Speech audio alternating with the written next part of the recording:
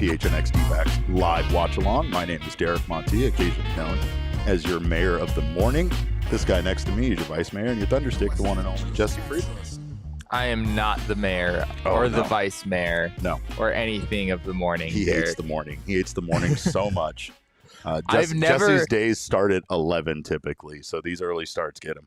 Okay, that is not true. But I have never been a morning person, and when I was a teacher, I was just like kind of backed into like, all right, well, school starts at 7:30 every day. When you take on that job, it's kind of it's like being a mailman. Asking for it. Yeah, right. Like, I almost liked it though, because the structure of the job forced me to like kind of adapt and like be someone who I wasn't before, you know, like adult? Exactly.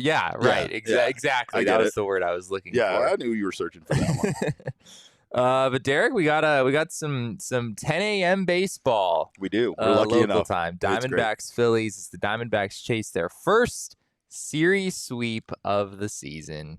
What other I feel like sport? I jinxed it just by why did saying you do that? Why did you do that? I'm going to just talk over you. What other sport gives you a game at 10 o'clock on a Wednesday during the regular season in the middle of a week, huh? Yeah, no other sport does that. That's a fair point. Right? I don't really think. Yeah, I mean the NBA, like they have afternoon games that I guess if you were on the East Coast, that could be like a morning game, but that would happen on a Sunday most likely. That wouldn't happen during the week. So, we're special, and we have the best sport. It's the best sport. And we also have Zach Gallen on the mound. We do for the Diamondbacks in this game. He didn't pitch so well, Derek, not only last time around in Pittsburgh, but also his last start in this ballpark last season was not a pretty one. Of course, this is sort of like home for him. He's from New Jersey. Yes. But, Philly, obviously not far away. So he has, I'm sure, tons of friends and family in the stands, as he did when he pitched here last season. Correct. And it did not go well for him then. So we'll see if he's able to bounce back from that. It also didn't go well for him last start because we did our watch along, and I'm not blaming our watch along because here we are doing another watch along during one of his starts, but we're just tempting fate today. Yeah, I mean, if Zach Gallen has another clunker, then I think we have to avoid him with our watch alongs. We're going to have to reassess this for a while. Yeah.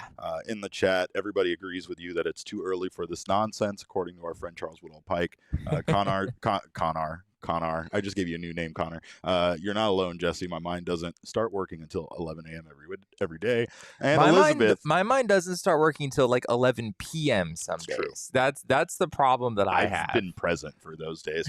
Elizabeth says being on the East Coast for the start time is sweet. She's bragging, watching on her lunch break. Well, thank you for joining us on your lunch break. We appreciate that. Mac. Welcome in, Mac. He says, hey, boys, first time checking the D-backs watch along. Gallen going to lay the hammer like Triple H. Yes, I love it. I love the wrestling reference. Let's go. I still think, Jesse, just go ahead and you can check out here for a second. Okay. All right. I still think Triple H is secretly behind Brock Lesnar's attack on Cody Rhodes. That's something we can discuss at a later time, but I think that would be very cool. Billy says over under on a 3-hour game. We're taking the under on that, Billy. Getaway games go over. You're right about that. And hopefully it's an under. Nate Cleveland says, listen to you guys while I work. I can't watch in Colorado, sadly. Sorry, Nate, but we'll try to keep you posted on everything that is going on in this game. Also, still want to know what Ranger Suarez does for a job. Wrong answers only. So you can continue to give us wrong answers for Ranger Suarez's occupation. You say that like you think he's not a real person or something. Like, what is your intent with this question? What do you do? What are you intending for your child to grow up and do when you name him Ranger? Right? Like, I feel like you're already. Yeah. It's not a nickname; it's the man's actual name, right? I mean, so Park Ranger, right? I feel like that's the move. It's Park Ranger or Power Ranger. I'm still stuck on Power Ranger. Depending on how old his parents are. Walker, Texas Ranger? Walker, Texas Ranger. What if he was just like a cop like that? Now I got to sing it. Walker, Walker, Walker, Walker. He did this to me. Not. All right, first pitch in. That was kind of the strike one call. So some umpires just have sort of a weird technique with the way that they call strikes, and it looks like it's one of those it's one of those maneuvers. It takes a few seconds for him to get there. Well, we've seen some wild stuff from umpires already this year. There was that very strange incident I watched a John Boy breakdown of where it was an umpire who basically missed the batter not being in the box by 8 seconds. And the catcher pointed it out. The umpire even called time. The pitcher ends up throwing the pitch, and it was a ball 4. And the umpire calls it as a ball 4, even though he called time. And then there was this whole exchange on the mound between all the umpires trying to figure out what was going on. And it was just so silly. It's like they have to uphold these rules when it comes to the pitch clock, and that includes the batter being in the box at the 8-second mark and ready and attentive, which is something that seems to be the bigger problem. Not the pitcher pitching by the end of the pitch clock, but mostly it seems to be the batter being in and ready. Ketel Marte with a leadoff single. Let's go. Extends his on-base streak now to 20. Is it 25 games? Or is it 26? 25, 25, I think. yes. Yeah. 25 games for Ketel Marte. So let's go. It's impressive. Michael McDermott says 24. I'm going to double check that. I want to say it's 25, but yep. My brain doesn't start working until 11 p.m. You're right. So. You're right. Yeah, he's right. It was 23 yesterday, so it would be 24 today.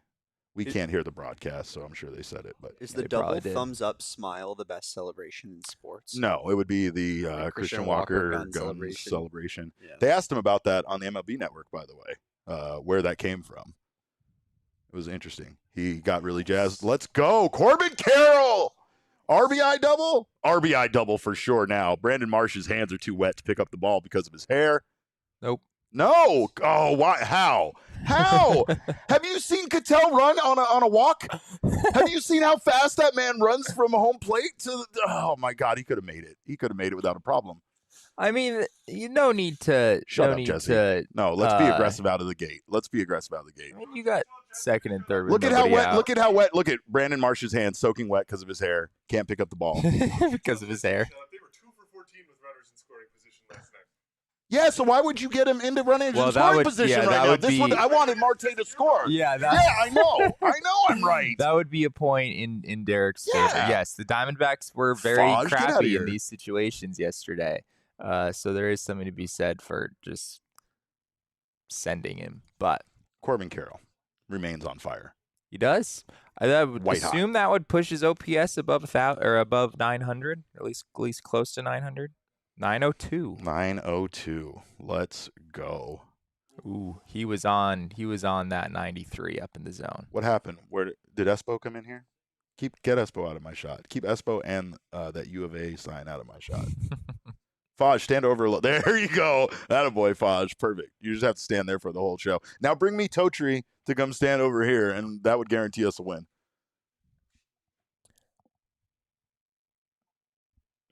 Our feed is massively behind, by the way. Yeah, we are. Yeah, we just want you guys. We to have know that. like fake cable TV at the office. He says fake cable TV, but it's real cable TV. It's just slower alleged. It's slower than all of the other ones. Yeah.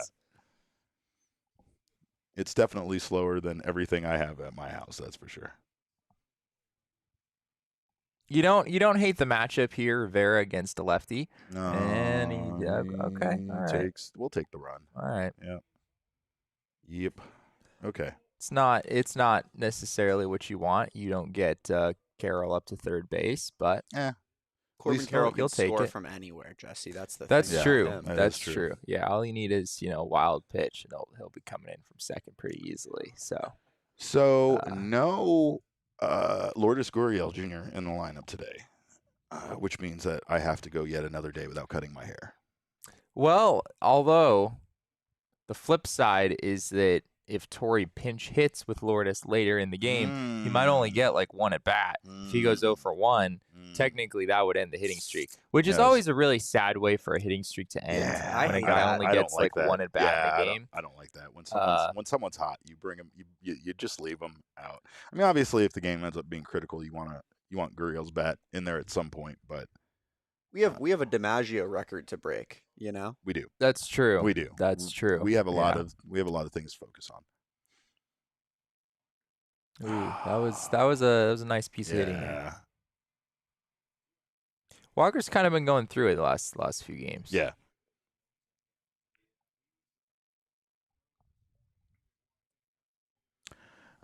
Connor says Bally broadcast is always at least 30 seconds behind. Yes, that's true, but that's on purpose. That is a television delay.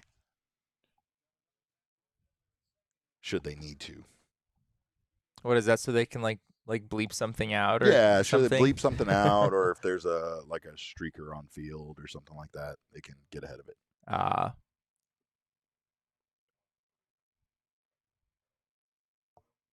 Evan Longoria, every Diamondbacks fan's favorite player, hitting 5th. Good shoes. Good shoes. Wow. See how long it takes him to call a strike? Yeah, I don't like that. It's like... Yeah, I don't like that at all.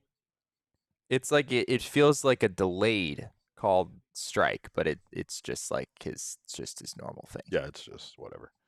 Clutch Canuck says Walker due for a home state home run. You're absolutely right. He's been getting lots of those meatballs from Mama, so that's fair.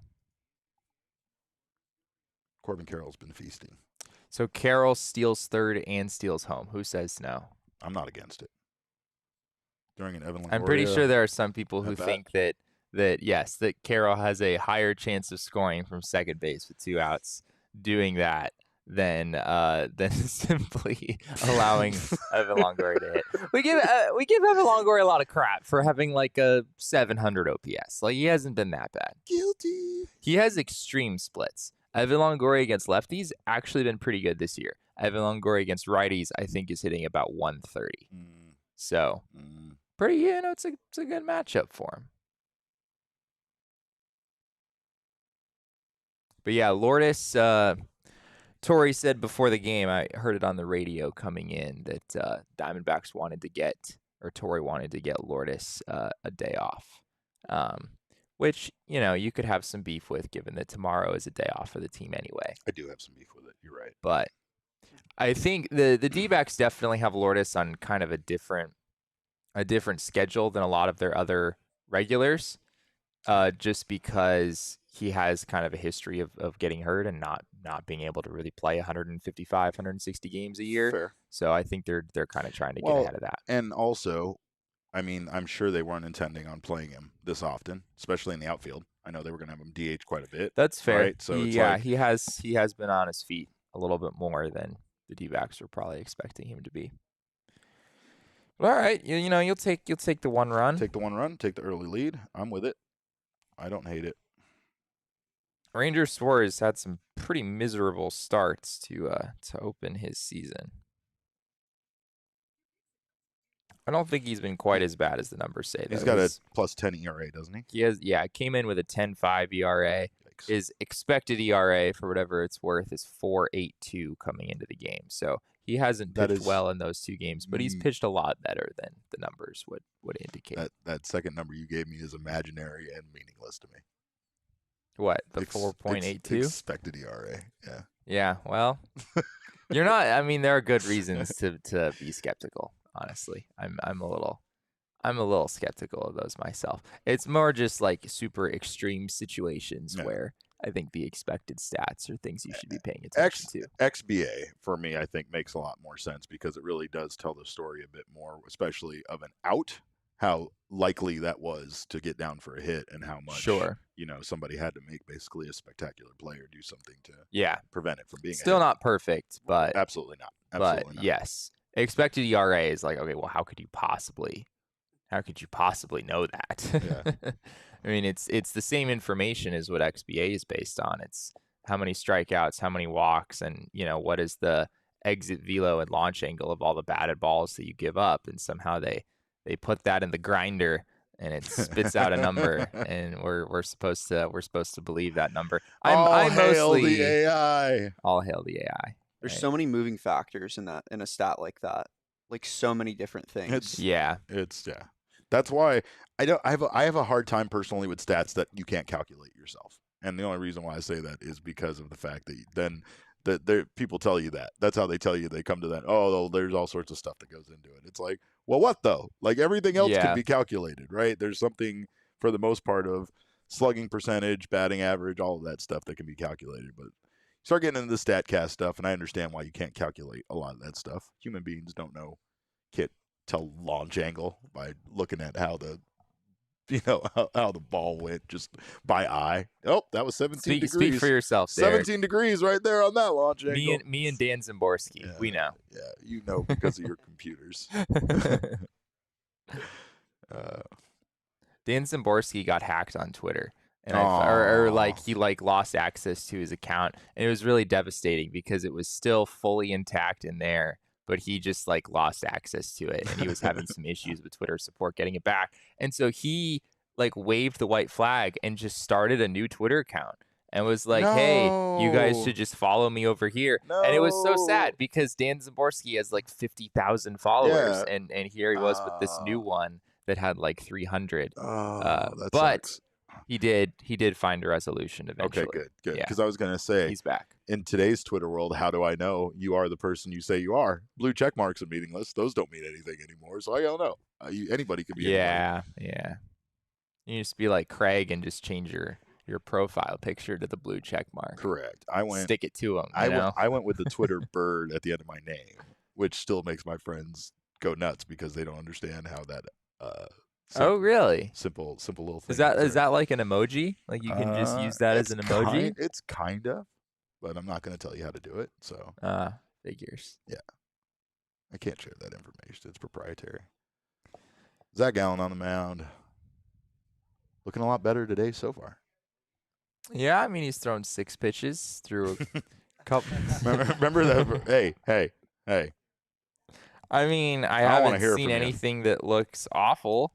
You know, he got Bryson Stott to roll over the top, kind of jammed him with a fastball inside. Now we got Trey Turner. I'm sure everyone watching already knows what's happening or what will happen. I know what happens. Are you doing the game day thing again? I'm from the future. We're playing this game again? Yeah. I love this.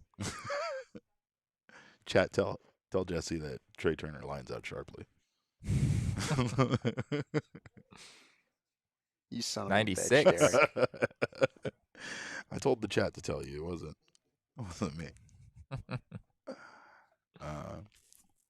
We get to watch Pavin Smith play right field. We do. Which is not exciting. Sort of tends to be a bit of an experience. Yeah. Yep. I was going to say when we first got in here, we got Pavin Smith in the outfield day. And that's a huge day. It is. It's a big day for a lot of people. I don't get it, but, you know, some guys need 2 off days in a row, whatever. I mean, I think at this point you're choosing between. Oh my God, that's not a strike. Yeah. Bryce Harper's. We're with you, Bryce. We're with you, Bryce. He said, "No, I need a moment. Your bad call. He took the timeout. Your bad call has completely taken me out of this baseball game. Oh my God. Oh man, that was funny. Like, you know, you've done a terrible job as an umpire when a baseball player is looking at you that incredulously. Oh, please call. Okay, I was like, what? Because he missed it? Yeah, Jose Herrera clanked that, but that would have been such a makeup call if he did not call that a strike. Yeah.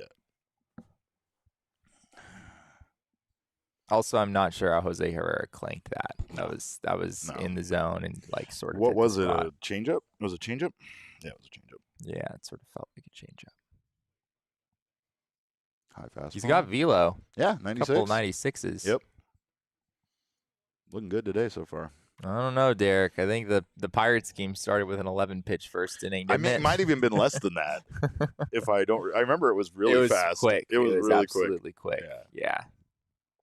Yes, it was. Connors' FIP is better than ERA.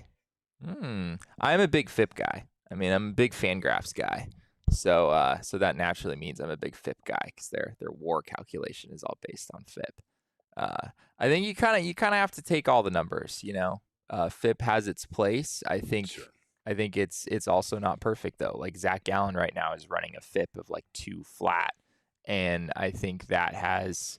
I think that's not necessarily a perfect measure to use for Zach Gallen because he's also allowed kind of a lot of hard contact, and that's something that FIP just doesn't know. FIP is it's fielding independent pitching, so it's looking at homers, strikeouts, and walks, and trying to evaluate that way. So none of the numbers are perfect, but I am if a guy has like a really good ERA but a terrible FIP, then I generally am very skeptical of how good they actually are. Oh, yeah, that makes sense. There are a lot of things out there that definitely tell the tale. I mean, we know we even saw a no-hitter once here that we might have done a video about once at a time where was just so unlikely because so many of the batted balls. Because he wasn't striking anyone out and he was Nope. giving up a bunch of hard contact. The XBA was off the charts for a lot of the balls caught and things like that, but the Diamondbacks do play tremendous defense, so at times they can make a pitcher look much better than they are. Bryce Harper's just He sitting in the is dugout on the he will iPad. not, yeah. He's just dwelling on that one pitch. He has that pitch Wow. on loop Bryce right Harper. Bryce Harper definitely Man. came after the umpire For on his way back to the dugout. For one pitch. Relax. For one That is pretty pitch. I'm not necessarily saying that Bryce Harper should get tossed for that, but it would not be egregious for them to make such Hold a on move. though. Let's not fucking forget that Christian Walker got thrown out of a game for clapping. Right? That's fair. He yeah, got that's thrown out of fair. a game for clapping, and that was way worse. Again, if it was a strikeout call, I could understand you being that aggravated over it, but that was just the first pitch in the series. And again, I get it. It threw you off. You couldn't get that out of your head. You roll over on a pitch, you ground out, and now you're blaming the umpire for getting in your head, essentially. And that's kind of more on you than it is on the umpire. Good way to make an enemy too for the rest of the game. Yeah, right. Like as if he's going to give you any calls now for the rest of the game, even if he stays in. I do feel like if you're an umpire, especially a younger guy, and Bryce Harper is handing it to you, that probably has sort of I screwed up. I need to, and that's true. That's true. And I think that's why hitters do it, right? Is they know that deep down it has some impact. Yeah. No, so far Michael asked, Harper didn't get ejected, did he? We did not see him get ejected, but they played a clip of him being he had some words. Who do we have behind home plate today? Junior Valentine. Wow, what a name. Junior Valentine. Yeah, Junior Valentine. That is our home plate umpire. Ranger Suarez, Junior Valentine. None of these guys should have any of these. Who's touching my hair? Who's touching my hair? It looks like it was Emma. What the hell? We have video evidence. Jesus Christ. I got to go check the footage on YouTube. Yeah, can we roll it back, Did Damon? that really happen? My God.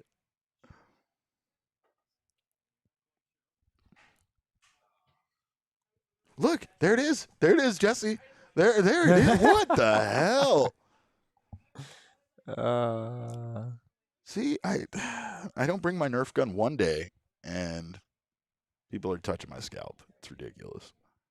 Yeah, I'm with you there, Connor. I agree with pretty much all that stuff. I do think that's kind of where expected ERA comes in as kind of a helpful third stat. Is just taking into account the batted ball data and how hard the pitcher is actually getting hit. Because like I said before, that's something that FIP just doesn't capture. So if it's extreme one way or another for a certain guy, then I think that's worth taking a look at. But yeah, big FIP guy. Me and Derek, we're both huge FIP guys. Yeah, Derek absolutely loves FIP. FIP is the best. He has an obsession that I just can't explain. Yeah. Pavin Smith strikes out swinging in the inning. Nick Ahmed grounds out. So we started Pavin in the outfield, Nick Ahmed, Mm-hmm. Jose Herrera, Mm-hmm. and Evan Longoria at DH. This lineup stinks, Just begging for it. You know what I mean? This is what our friend Jack Summers from Inside the Diamondbacks would call a trap game, Derek. I know. And he would call it, even though the Diamondbacks have their best pitcher on the mound, I'm pretty sure Jack would still call this a trap game. You've got your two best relievers, right? Both Chafin and Castro are probably down today. They've worked the last two games. You've got a lefty on the mound. The D-backs are definitely better against right-handed starters than they are against lefties. You probably got Adams today. Frias. Maybe Ginkle. Yeah, I think so. Probably would be no available. McGuff, probably no Chafin, probably no Castro, probably no Kyle Nelson. So, and maybe even no Jose Ruiz. So, right? I might be going a bit far on all that, but I think Adams, Frias, who, by the way, we haven't talked enough about how much I already adore Austin Adams, but he is a delight. And I think he fits in perfectly with what we got going on over here. You know the Aces have a 10 a.m. baseball game going on at the same Do they? time. Do they? They do. Bryce Jarvis on the mound. Gave up a couple runs in the first inning. Gabriel Ferreira says this is the Booker campaign, Kevin Durant, Landry Shamet, Jock Landale lineup. And he's not wrong. Yeah. He's not wrong. I mean, I think it's just Lourdes, right? Like, I think you against a lefty, Lourdes is a pretty big part of the D-backs lineup. And Gabby Moreno We over want Jose Perdomo Herrera. all the time. Yeah, Jesse. Yeah. I mean, He's this not is wrong. just kind of the way it's been all year against lefties. Torrey actually started Perdomo against the lefty yesterday. I know Matt Strom only was in there for a couple innings, but yeah, it's definitely not. It's not their A lineup, and their the relievers they have available aren't great. They kind of struggle against lefties in general. So, yeah, it's there's some things are stacked against them in this game, but you also have Zach Gallen on the mound. So I think if you're the D-backs, you still feel pretty good about things. Would you describe Austin Adams as wholesome, Derek? No. No. No. Wow. No. Nope.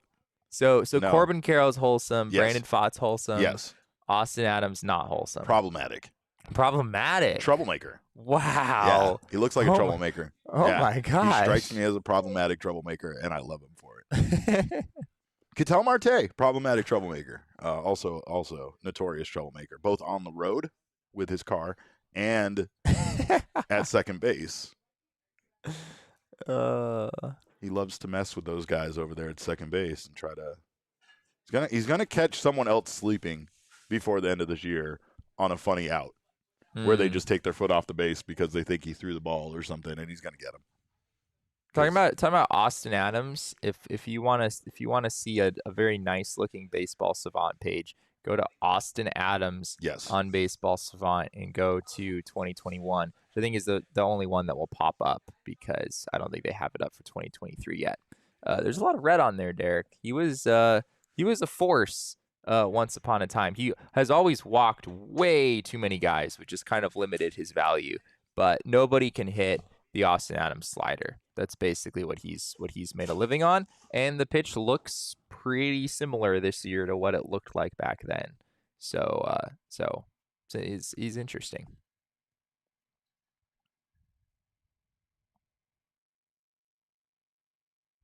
Oh dear.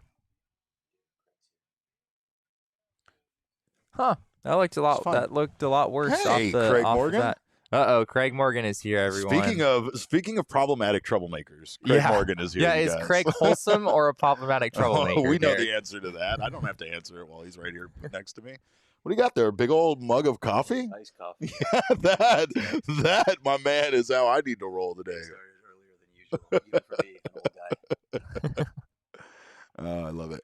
Do you just wake up earlier and earlier the older you get? Yes. Is that how this works? I don't know what it is. Yeah. It's just like it just Nope. happens. Yeah. You can't control it. Right. You can try everything you want to try and stop that clock, but it just changes. No, it does. It does. It's like my wife asked me last night if she needed, like, what time I needed to have the alarm set for, and I looked at her and I said, "When was the last time I needed an alarm set?" I literally just, what time do I need to wake up? I will wake up 20 minutes before that, whatever time. That's exactly. So- It's weird. So Craig, the people want to know that the Diamondbacks and the Coyotes sharing a facility on right off of the 101 in Scottsdale. Yes. Is that the move here? Yeah. It's a nice dream. Okay. I've been meaning to ask you a legitimate question, and it is something that we brought up when it came to the Diamondbacks potentially moving.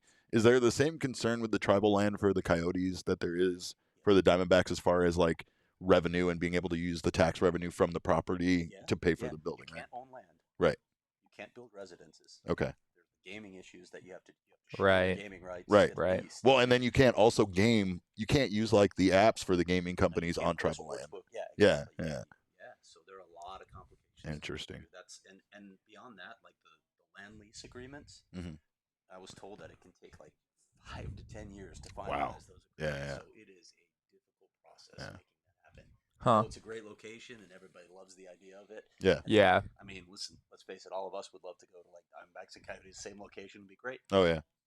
Just It's not easy to do. I mean, in general, I understand how it's not easy to have these multi-purpose facilities for any teams, right? But it just, I don't know. This entire thing, as a local sports fan, has just been crazy It's frustrating. and upsetting. It is frustrating.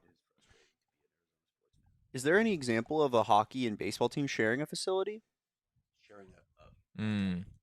facility? No. or Well, grounds? not sharing the same like you can't- Yeah. one Grounds. facility is a ballpark. We turned that this doubles bitch as a into hockey rink. They did it when they first came in the league. They were playing at the Trop, but that was bizarre. That was a stopgap. But in terms of permanent, no. I'm trying to think if there are any on the same sort of footprint of land.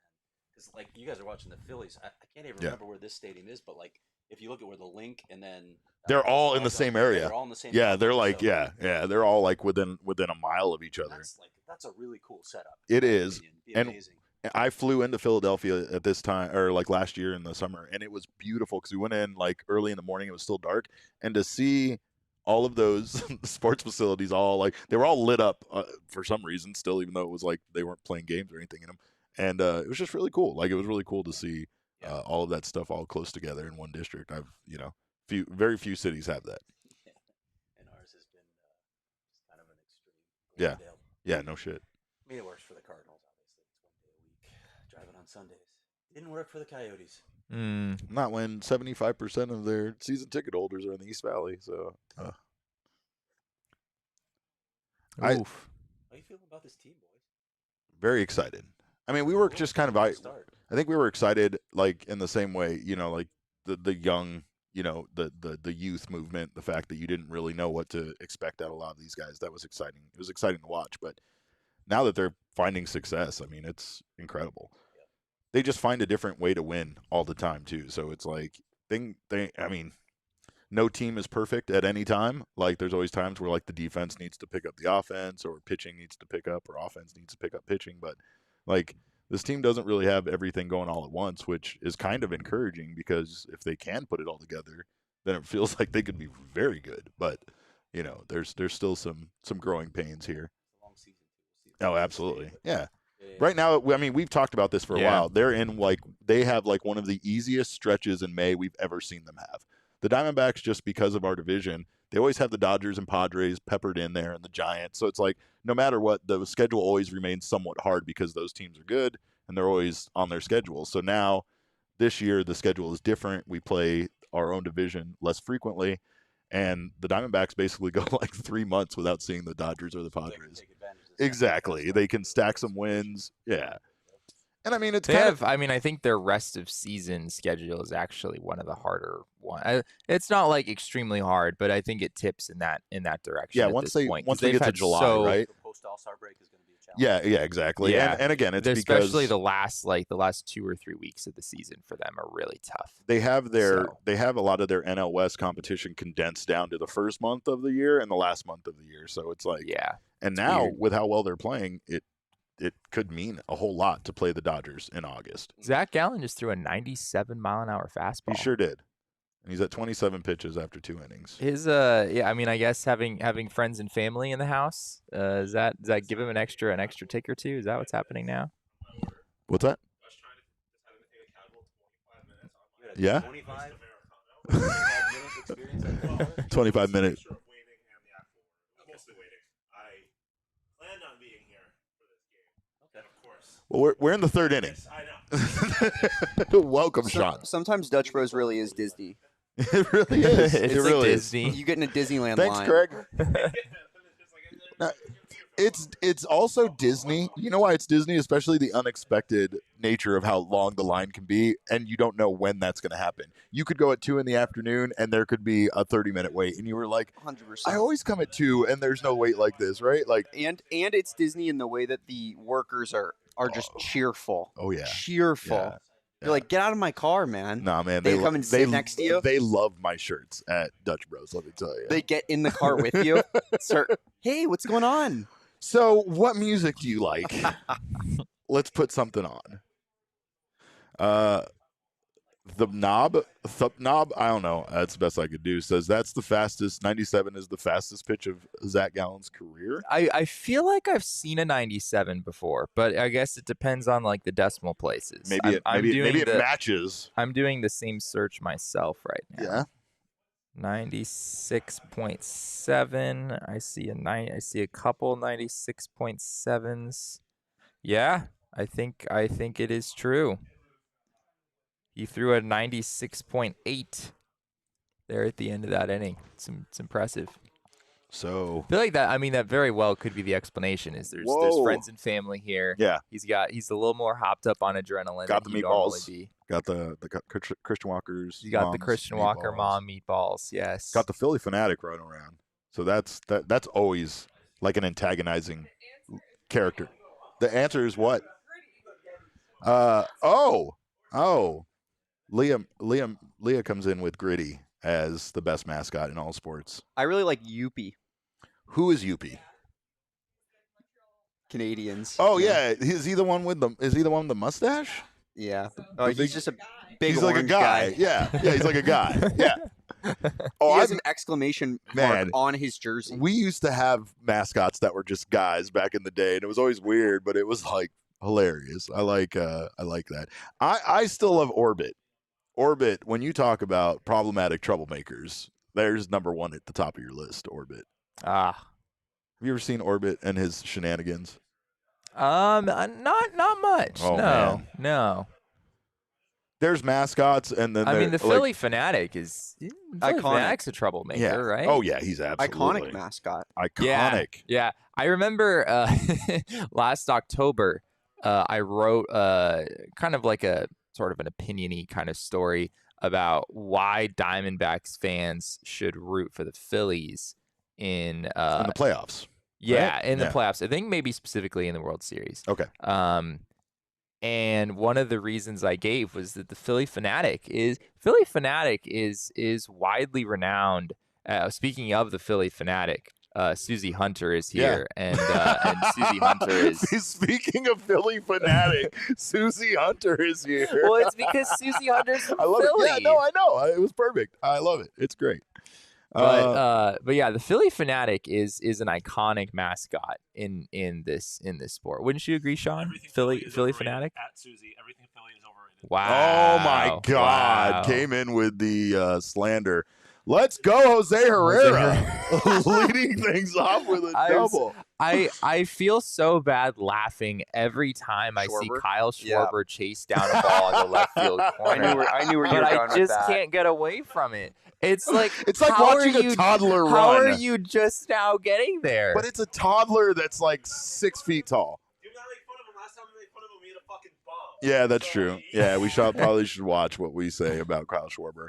Clutch Connect says, I like that the Suns is just a gorilla. I was going to say the Suns gorilla is up there in terms of mascots for sure. We have a bunch of weird mascots here that don't really go with our teams, right? Well, do we know why? You can't have no arms on a mascot. It's horrifying. I'm fairly sure the reason why this... That's a great point, Like, you can't have a snake walking around. It turns into a lizard or a salamander immediately. That's very true. Have you seen Stryker? I think it's Stryker. The Rattlers have a snake mascot, and it's weird looking because of that. That's a big hit there, Derek. A leadoff double for Jose Herrera with the top of the lineup coming up. Yeah, it is. Yeah, it is. And you got Power Ranger Suarez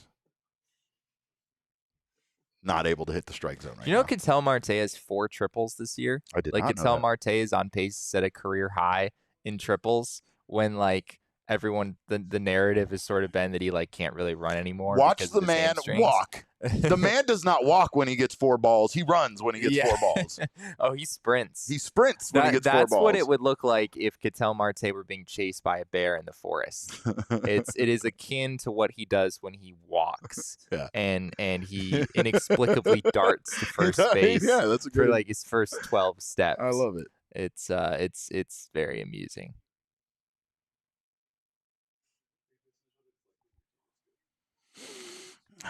Corbin Carroll. Doing what Corbin Carroll does. Did you really say that watching Kyle Schwarber run is like watching a toddler run? Yeah, I did. That's terrible, Derek. You're a terrible person. Wait, but to who? Am I being terrible to toddlers or am I being terrible to Kyle Schwarber? I need that clarification. Look, people have told me in my cargo shorts and my Roosevelt shirts that I look like a cool toddler. All right, so I don't take that as an insult. I'm just saying. Look like it's your first day at school. Yeah, like your mom dressed you when up. you see the kid in the cute outfit and you Yeah. say to him, "I wish they made that shirt in my size." Like that's kind of what. I literally, my first day at kindergarten, I think I wore a shirt that Derek would probably wear. Yeah, exactly. Like no joke. Yeah. I'm picturing it right now. Dinosaurs and baseballs, It was and it's a button-up orange. shirt. It was orange button-ups. Yeah. Obviously had a collar nice and it pitch. had lizards Yes. all over it. Yes. Yes. Yes. Roosevelt's just released a Loki shirt yesterday that has like the Loki alligator version of Loki all over it. I love it. I love it so much. I'm a sucker for all that stuff. That was a good show. That's like, I mean, that pitch that was just called a ball to Corbin Carroll, that was pretty much the exact pitch that was called a yes. strike Yeah, to Bryce for Harper. Bryce Harper. Yeah. Pretty much Yeah. identical. Yeah. Yeah. He's probably losing his mind in the dugout. But right it's now. not a strike. I mean, it shouldn't. It's clearly not a strike. That's the point, Jesse. Or at least the point that Bryce Harper was trying to make. Oh, that's why he was so mad. Yeah. Oh. Get it now? I'm caught up. I'd be lost without you, Derek. That's what he was so No, angry he about. was cussing him out. It makes Yeah. sense now. Yes. That's He what, was that's mad what I 'cause was he saying. thought the umpire made a mistake Yes. for no reason. Yes. I get it. Yes. And that's how we react to people that make mistakes. We scream obscenities at them. So It's now, the only way we learn. now we have Corbin Carroll at first. We have Jose Herrera at second. So now we Corbin need, Carroll is, in fact, going to lap Jose Herrera. yeah, we need if a big Emmanuel hit. Rivera to gap it. Yeah. Give me a big in gap. Kyle Schwarber's direction. Yeah. And we need Yes. Kyle Schwarber Yes. chasing it to the fence. We need- And then we need Corbin Carroll just piggyback on lapping- Jose Herrera Yeah. as they both cross home plate. Oh, man. This Phillies, it's honestly amazing how the Phillies got what? What are you talking about? Nothing. Are you cheating again? Sucks, I Jesse. am. Don't I just suck. don't even. I'm the worst. But Boo those. this man, he sucks. Boom. Yeah. Boomy. It means nothing to me. I mean, people in the comments are spoiling it Yeah, anyway. see? Something happens here. Emmanuel Rivera. Oh, We got no, Emmanuel Schwarber's Rivera. in That Kyle was the Schwarber's exact thing direction. you wanted. But it's not Oh, Kyle Schwarber. But it's wet hands, Brandon Marsh picking it up and letting Okay. it slip Hands. around. Moist hands. Moist hands. It's a I big love hit. Emmanuel Rivera. Emmanuel Rivera just continues to hit, man. Yeah. Emmanuel Rivera over 1/2 hits. Cash it. Cashed. No, Bing. it hasn't cashed. Oh, 1.5. Yeah. They said 1.5, and I was like, damn. Is 3 RBI for Emmanuel Rivera. yeah, wow. Oh, yeah, So- the camera angle we want. There has to come a point, right, where Emmanuel Rivera is like No. your everyday third Oh, baseman. yes. That's what Yes. that's what I'm saying. Okay. Because I thought the- you were going to go in the other direction where you were going to say he comes back down to earth and stops being the greatest baseball player to ever I live. mean, that could also happen. But the platoon with Josh Rojas and Evan Longoria, neither of those guys have really held up their end of the bargain. And Emmanuel Rivera has come up from AAA and been incredible. And he's also, I mean, Rojas has been outstanding defensively at third base, but Rivera can hold his own over there as well. I think there comes a point when it's like, yeah, we might want to get Rivera in there, not just against the lefties, but in a more regular role than he's been in so far. Really incredible what he's done this year. Connor says, "LOL, did Jesse call that?" I think Jesse called that. No, Jesse's just cheating. I He's didn't really- also on game. No, he's on game day, and he's also got it up. Don't let him I fool you. He's a absolutely liar. was not looking at anything when I said that. It wasn't really a prediction. It was was just more of like, we just wanted this to would see- be incredible if this happened. We wanted to see Corbin Carroll basically But it outrun still Jose wasn't Herrera. quite what I was looking Yeah, for right. because I don't think Corbin Carroll got close to lapping Jose Right. Herrera, Right. and Kyle Schwarber didn't actually field the ball. So It's close. yeah, I mean, I guess the only way to get Kyle Schwarber to field the ball is to hit it in the corner because that's the only ball that he Yeah, would get yeah, to yeah, before anyone yeah. else. If That's you true. hit it like in the gap, like It's in gonna that go to gray Brandon area, Marsh. Brandon Marsh is probably going to get there first. Oof. Christian Walker was just a wee bit out in front of that hang and breaking ball there. Yeah, it really is a crazy trade. I don't understand why the Kansas City Royals must have really felt some conviction about Luke Weaver to make that trade. That's right. By the way, Emmanuel Rivera Goldschmidt trade lives on. Also, Dominic Fletcher. Yeah, right? yeah. The D-backs traded. They traded Paul Goldschmidt for their franchise third baseman That's for right. the foreseeable That's future, right. and like their center fielder for the foreseeable future. So now we'll see how those roles pan out. But yes, technically, the trade lives on. Both Emmanuel Rivera and Dominic Fletcher should be around for a while. It does sort of blow my mind that this Phillies team, with as many flaws as they have defensively, were able to find their way into a World Series. You would just think that would be too big of a problem to overcome in the postseason when every out carries so much weight. Yeah, you just catch fire at the right time. That's really Yeah. what it comes down to. And I Right. think the Phillies did it with their offense more than their defense. Like, I know that, don't get me wrong, it takes both of those to win baseball games, but they have a pretty stacked roster when it comes to their offense. If you get these guys all going at the same time, this is a dangerous team. They just need competitive pitching, not great pitching, in order to keep them in the game. That seemed like he could have. That was a weird play. I mean, it's like, I are think you he just- afraid of the fence? Yeah, you probably just took your eyes off of it for a second, didn't realize how close you were or whatever. Yeah. Those type of plays are they make you look foolish on TV way more than like if either you or I were in that situation. Yeah, I think I'm with the Clutch Canuck. I think Jake McCarthy, he's made several really nice plays on that same kind of deal. Oh yeah, you're talking about that one. Yeah. Yeah, down the right field line. For sure. Does Pavin Smith make that play? No. Yeah, not so sure. And that's the thing that's frustrated. That's what's frustrating about watching Pavin Smith play right field is after watching Jake McCarthy over there be so good, it's like what I've said about Alec Thomas in center. You just get kind of used to it, where really good plays just seem to be standard, and you get used to that guy being able to be out there and make that play. And when someone is out there that isn't as good at right field or center field, you see them, struggle. Yeah. Especially plays at the wall in center field at Chase Field, and yeah, down there in the right corner. Dalton Varsho used to be tremendous too over there. Yeah, he really was. Another spot for Evan Longoria to come through with a man in scoring position.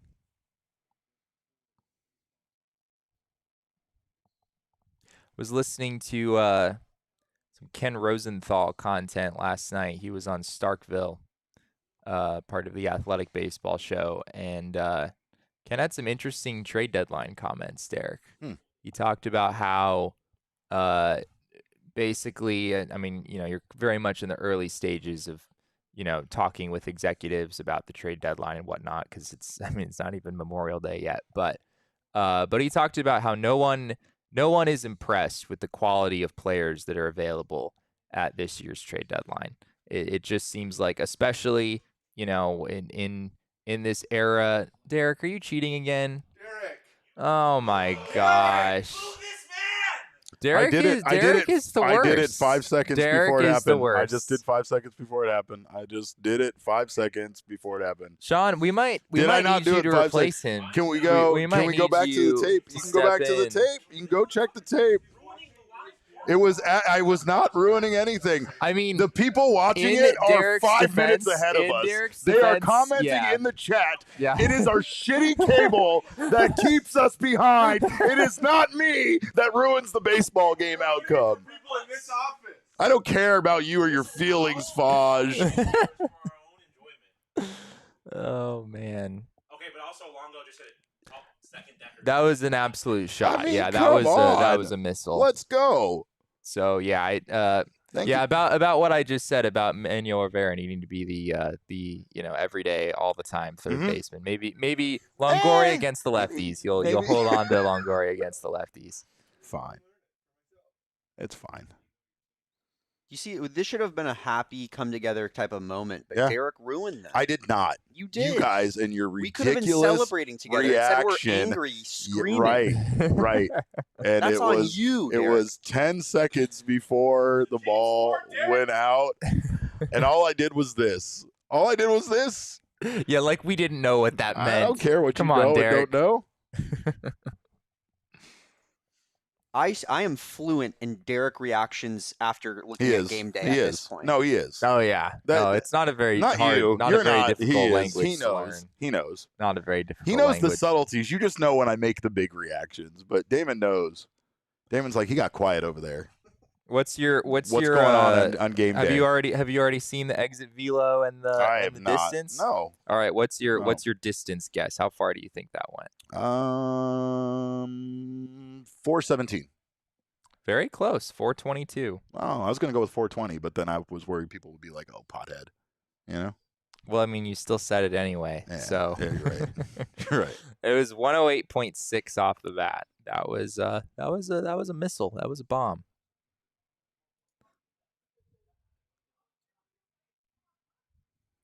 The D-backs are in a pretty good spot here, Derek. 5-0 with Zach Gallen on the mound. I don't want to jinx anything for the people, you should probably but just not do that. this is going pretty dang well. Yeah. It's all right. Do you imagine the Diamondbacks get to 30 wins on May 24th? No, I cannot. I really can't. At least if you would have told me that at the beginning of the season, I would have thought that was a crazy Derek prediction and not reality. But there's still a long way to go. And like you said, the schedule does get tougher after we get through this month.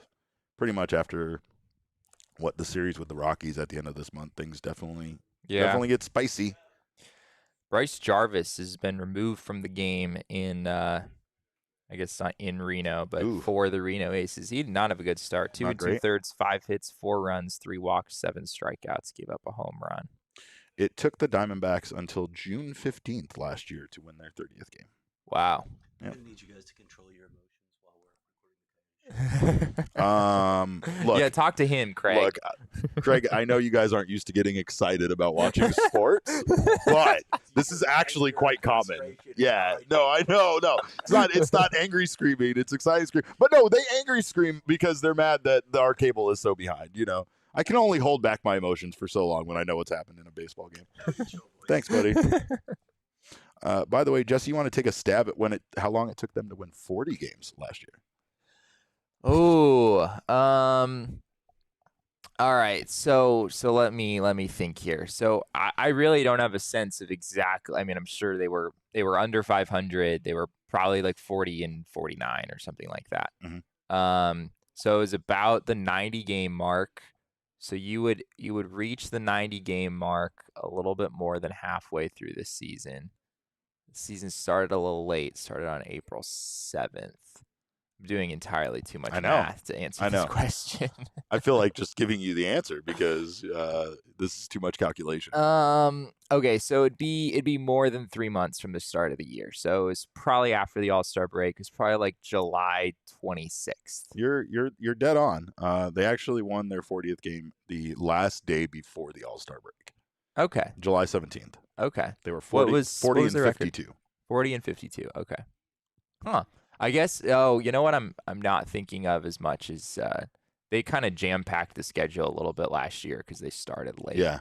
So there were some double headers and yeah, there were some shenanigans in there. But scream it, Elizabeth. Yeah, you know, it is a fair criticism. Scream at Elizabeth. It is a fair criticism. Scream at Elizabeth. Scream at her right now. No, I dare you to. I'm not going to scream. Yeah, I didn't think you were going to scream at Elizabeth because we love Elizabeth. We love Elizabeth. Yeah, we're That's not. the thing. I know. We hate you, Derek. Look, I understand that. That's the point I'm trying to make about your guys' gripes with me and living in the future. Dominic Fletcher continues to play a very good center field.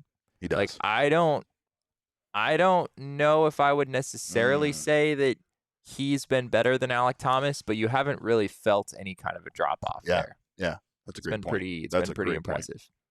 I don't remember. I mean, I remember Corbin Carroll making some bad plays out there. Yeah, in like field, that's another one where about Fletcher. I don't know if Corbin Carroll makes that play. Corbin Carroll is great in open space because he's so fast, but I don't know if he quite has the same comfort with like, the wall at the fence. Yeah. Or like situations where he has to slide or dive or something like that. We haven't seen him do those things quite as much. But yeah, Dominic Fletcher has just he's been great all the way around. I mean, huge catch in that game yesterday.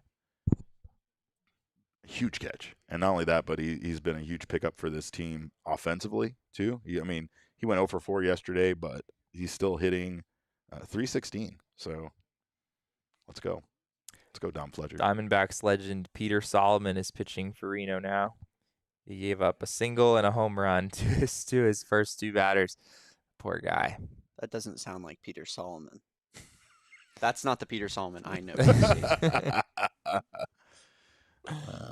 Oh man.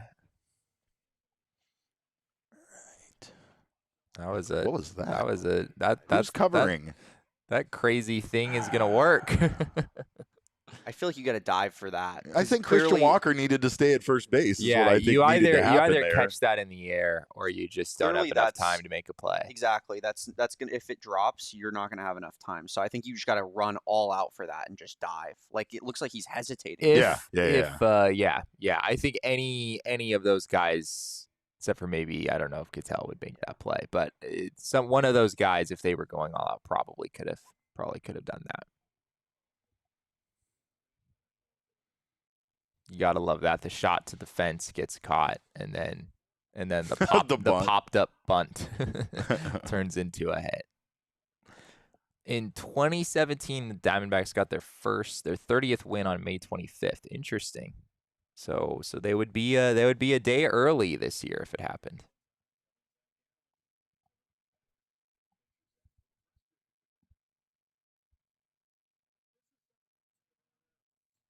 We can say it now. That was the first hit given up by Zach Gallen. There we go. It's the 3rd inning. Yep. Perfect game over. No hitter. Yeah. I don't know. I mean, doesn't that technically mean that like if a pitcher gets a 1-2-3 inning in the first, then you're not allowed to say like, oh, he had a 1-2-3 inning, or oh, he didn't give up a hit in the first inning? Because technically, 1-2-3 inning is you're jinxing a no hitter at that point, right, Derek? 1-2-3 inning, you are just saying you had a 1-2-3 inning. Okay, I feel like that's different. That's fair. Because you could say that about any inning. But does it change if you say that such and such a pitcher didn't allow any hits in the first inning? Is that different? Because you might have just stunted it right there. Yeah. Before the no hitter really had a chance to get going, you just look, stunted Jesse. it. How many times have broadcasters done that unknowingly? How many no hitters have we missed out on? If I knew how magic worked, I would be a wizard, but I'm not. So we're gonna be left to wonder how these things impact actual baseball games.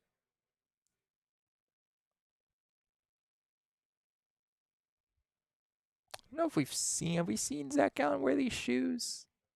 I don't know. You're more attentive than I am with that sort of thing. I'd have to see him again. They're like a white, gray, black thing. Yeah, those are nice. I like those. Yeah. See, Zach Gallen goes with the shoes that when I look at his footwear, it looks a little less flashy, a little bit more functional, right? But they were always still cool shoes. Well, that was a big thing for him early in the season. He switched up his cleats because he didn't like the way that he was feeling coming off the mound. That was a nasty curveball to get out of the end. Wow. Let's go. That was a pretty filthy pitch. I'm curious to see what the movement numbers on that look like.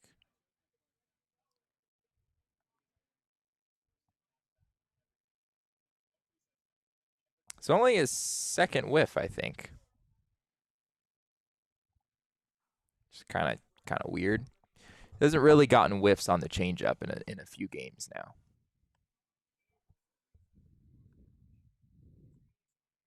Tommy Henry was getting whiffs on his changeup. That is true. He had that thing working. Imagine if Zach Gallen learned Tommy Henry's changeup. Be scary.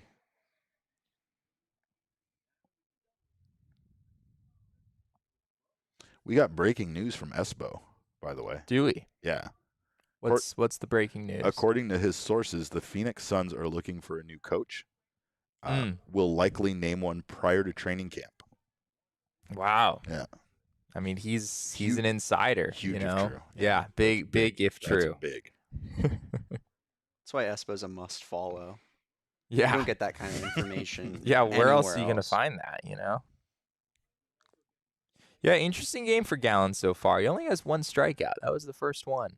He's not really getting guys to swing and miss, but fastball velo has ticked up a little bit.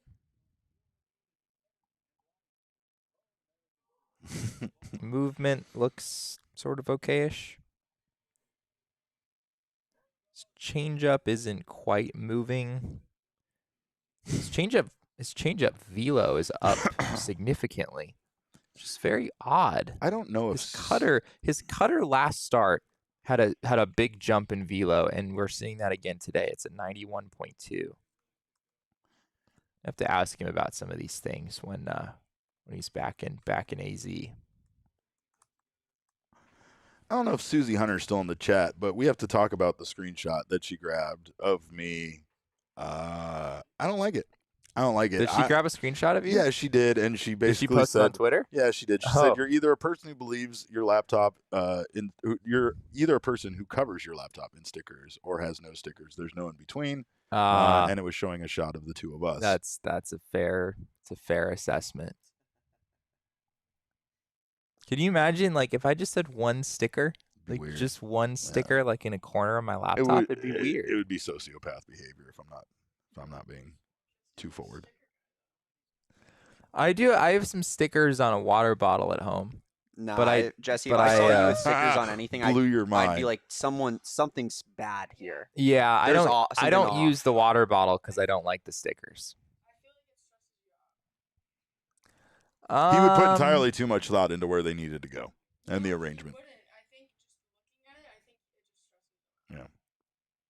Yeah, I'm not a huge stickers guy. You read me pretty well. That is an accurate assessment.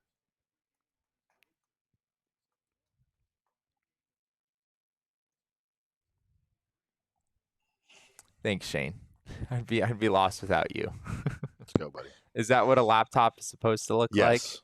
Yes. Just like you a can't normal even, person laptop. Like yes. like burying the little Apple logo in there no, somewhere. Look, the Apple logo's still there. It's still got a prominent position. Right in the middle, Jesse, right there. That's the Apple logo. Oh. See it?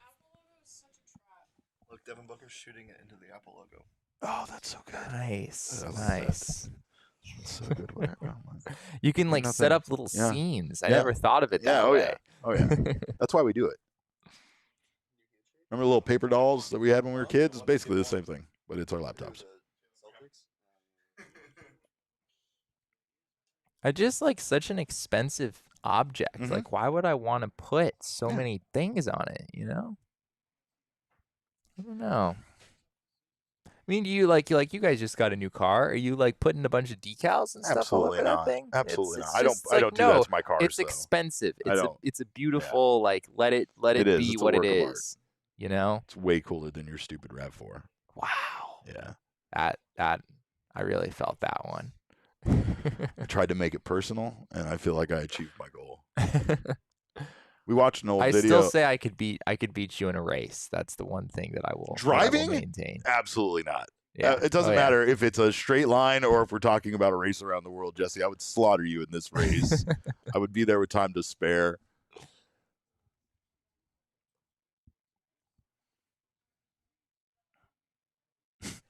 And there's a RAV4 right now in the background of this shot, so that's kind of incredible. It's his RAV4th inning. That is a solid promotion. We need to give the marketing crew at Toyota so many props sick for coming up with that. It's a sick RAV4 we have a car that has a 4 in the name. We should do an ad campaign for the 4th inning at Phillies games. That's brilliant. Jesse, stuff. you're going to have to excuse me for a second. Remember the other day when the storm took out one of my windows? I'm having it replaced, so excuse me 1 second. You're going to go replace it right now? I'm going to go replace it right now. Okay. All right. Well, I guess it's you and me, Damon. All right, we're right here. You've got the Diamondbacks' best hitter, Jose Herrera, at the plate here. Bases empty, 2 outs. You know, he hasn't been that bad hitting this year. No, he really hasn't. Yeah, Jose Herrera really has. You know, I don't know if he's ever going to be an average hitter, or above average, but I think he's reached a place where he's like a viable backup catcher, which is something that at times he didn't look like last year. Hello, Emma. What's up? Join the party. Yeah, apparently Derek just left. Do you put stickers on your laptop, Emma? Okay, so here's my thing. I am very like particular about where they go. Okay. So if All right. they're not in the right spot, I feel like it just looks bad. So I have a laptop case at home that I've been building, like putting stickers on, like my favorite stickers. Oh, okay. Yeah, so I'm being very like strategic about it. So you put it on. You don't put it directly on the laptop. You put it on a case. Yeah. That you put on the laptop. Well, okay. yeah, because like, if I get a new laptop, the fuck am I gonna do with that? Like, I just lost all my That's good fair. stickers. Yeah, I assume the stickers don't really come off once you slam them on there Like- and have them sit there for 2 or 3 or 4 years. Yeah, Lindsay had a laptop and she had some great stickers on there, and she lost them all when she got a new laptop. Wow. So I want to keep mine. Yeah, I mean, some stickers are, they're hard to find, and I can't imagine the devastation that you would feel if you Do you got a sticker and then you didn't have the sticker anymore. Jesse, like, wow. Do you collect anything? Do I collect anything? Are you trying to make the case that I just wouldn't understand? Is that where you're going? I'm just with wondering, this? like, do you collect anything? I feel like you collect like coins. No. I'm not. I'm weird, but I'm not that weird.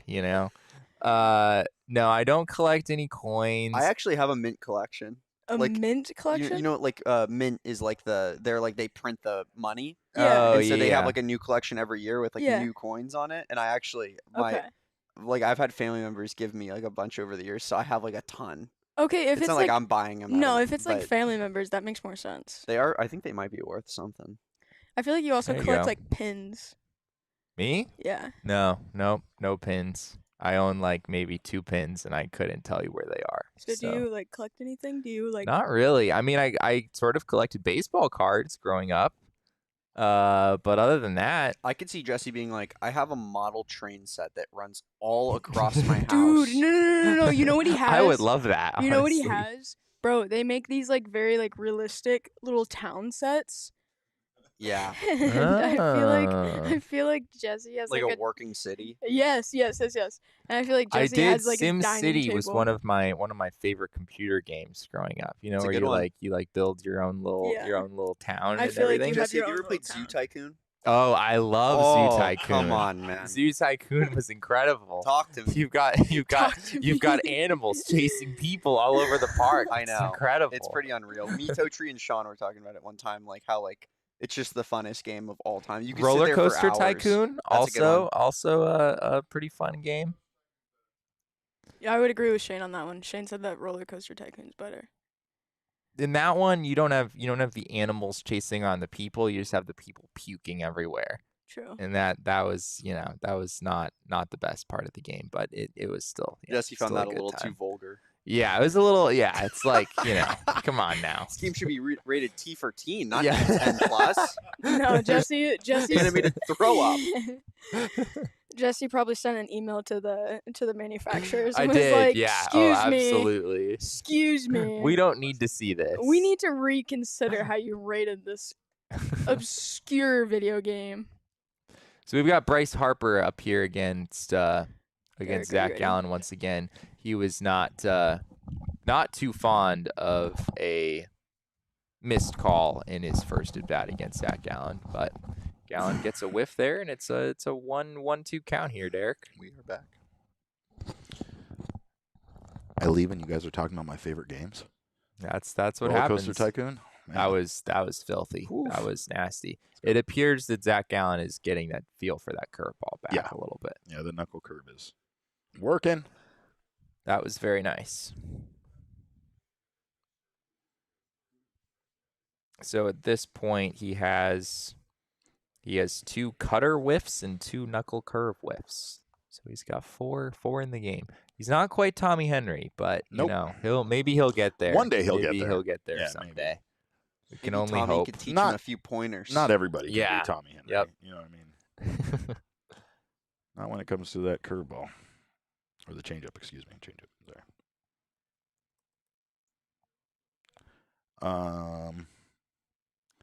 You were talking about collecting stuff.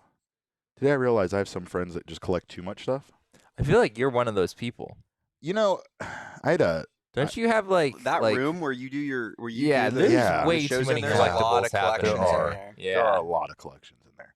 You're the collector, Well, here's the thing: is like I from Marvel, right. That's very fairly accurate. especially with the hair. I keep stuff that I find, or like when I come across, like my friends will show me that they had some toy that like brings back memories from when I was a kid, and they're like getting rid of it or something. So I will purchase that from them. Like my wife had a like basically perfect Alf doll, and I had an Alf doll when I was a kid. It was one of my favorite things that I had, but mine, God knows where mine is now. But my wife just had one in a bag that was like pristine, and like the audio sound, the Ooh. sound that came out of me when I saw it was indescribable. It was just pure joy, basically, just pure joy.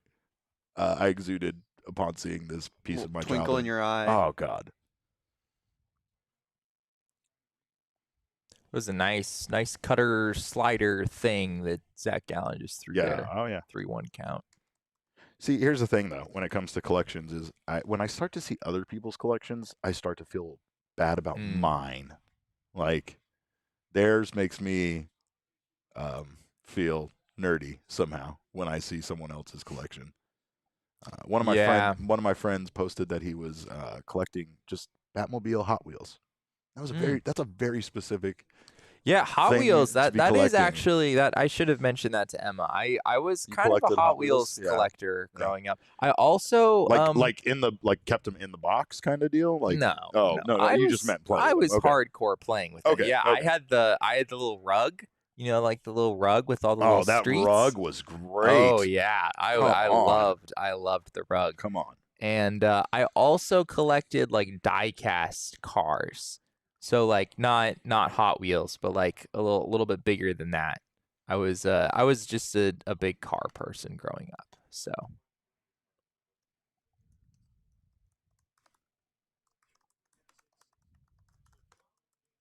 pretty efficient game for Gallen so far. 51 pitches right now, trying to finish up the fourth inning.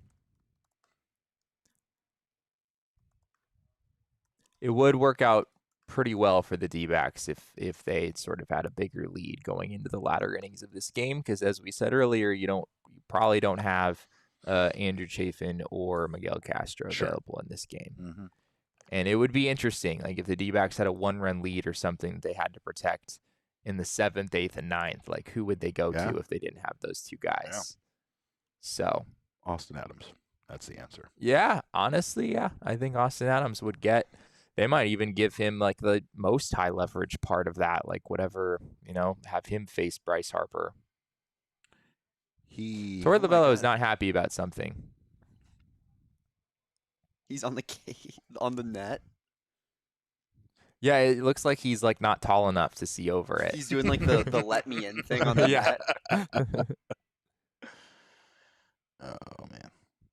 I did not collect Pokemon cards. Nope. No. You have any Pokemon cards, Derek? I do, but not that I collected. A friend of mine, again, got rid of a bunch of his stuff, and he just had a thing full of them, and so I knew that they were valuable, and I was like, yeah, I'll take that for you. I'll give that a nice home. However, I did show a tremendous amount of restraint yesterday, Jesse. Did you? Yeah. They were having a sale on the Pac-Man website, and I had to be an adult. I had to. I had to be an adult about it. You're always telling me these triumph stories about you showing restraint. Yeah. It's like you have like an appointment with some like obscure internet sale every day, and it's a matter of will you give in or will you not? Yeah, that's you the have constant strength struggle to say no. Mm-hmm. It's like a Rocky story. Oh man. Underdog story. Yeah, where it really Derek is. Comes out on top and doesn't end up. Not buying. every time. I don't come out on top every time. A lot of times I'm weak, and I still buy the stuff. Back-to-back walks for Zach Gallen. Not great. Weird stuff.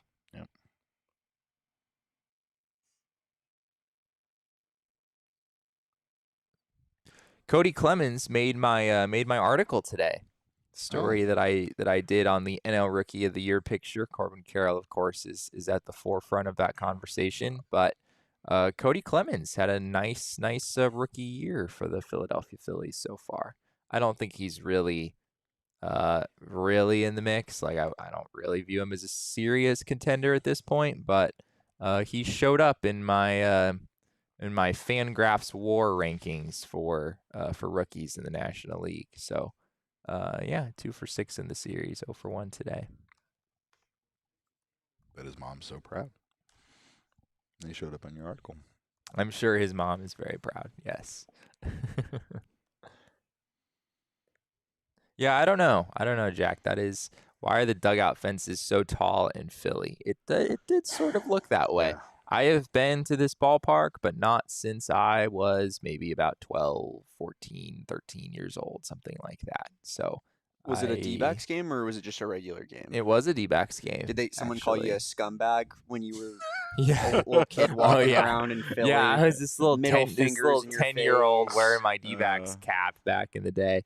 No, I did not have any encounters with any of the fans. I want to say that was. Yeah, it was probably like 2012, something like that. I remember Jason Kubel hitting a home run in that game. Diamondbacks legend Jason Kubel.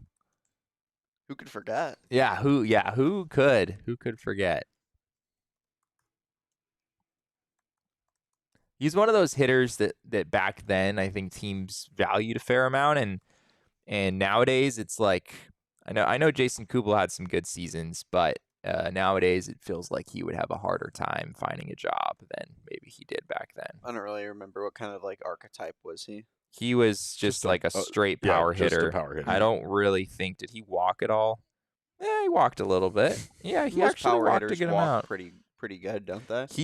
Jason Kubel played parts of 11 seasons in the big leagues, and he had 1.9 WAR total in 11 seasons. That's incredible. I guess a lot of that is that Jason Kubel was basically the worst defender in the sport, pretty much. It was pretty bad. But yeah, people forget Jason Kubel in 2012, 30 home runs, 90 RBI for the Diamondbacks. That was probably not his best season, maybe his second best season.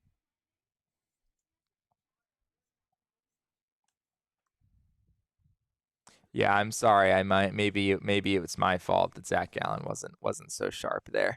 My comment about him only having the one strikeout and not as many whiffs as he normally would. Maybe that's what did it. It's up to 6 now though. Three whiffs on the cutter, 3 whiffs on the curveball. Nothing on the changeup though. That one was really, changeup was really big for him in his first few starts, and last few starts just hasn't really been there that much. I think he throws it to sort of give guys another pitch to think about. He doesn't want to eliminate it completely, but sure. Yeah, it's just not really working as an out pitch right now, which is all right. I mean, he has the curveball, he has the cutter, he has a good 4-seam fastball that can get whiffs, so he can survive without that. Yeah, I think that's pretty appropriate, Matt. Kubel was a poor man's Kyle Schwarber. Yeah, that's incredibly accurate. Yeah. Equally bad defensively, probably, and wasn't quite as much of a monster. Like I don't think Kubel was ever going to hit 45 home runs or something like that. Fun fact: also ran like a toddler. Man, Ketel Marte hit that ball a long way. Good golly. That was a long foul ball. That's typical right-handed Ketel Marte stuff right there.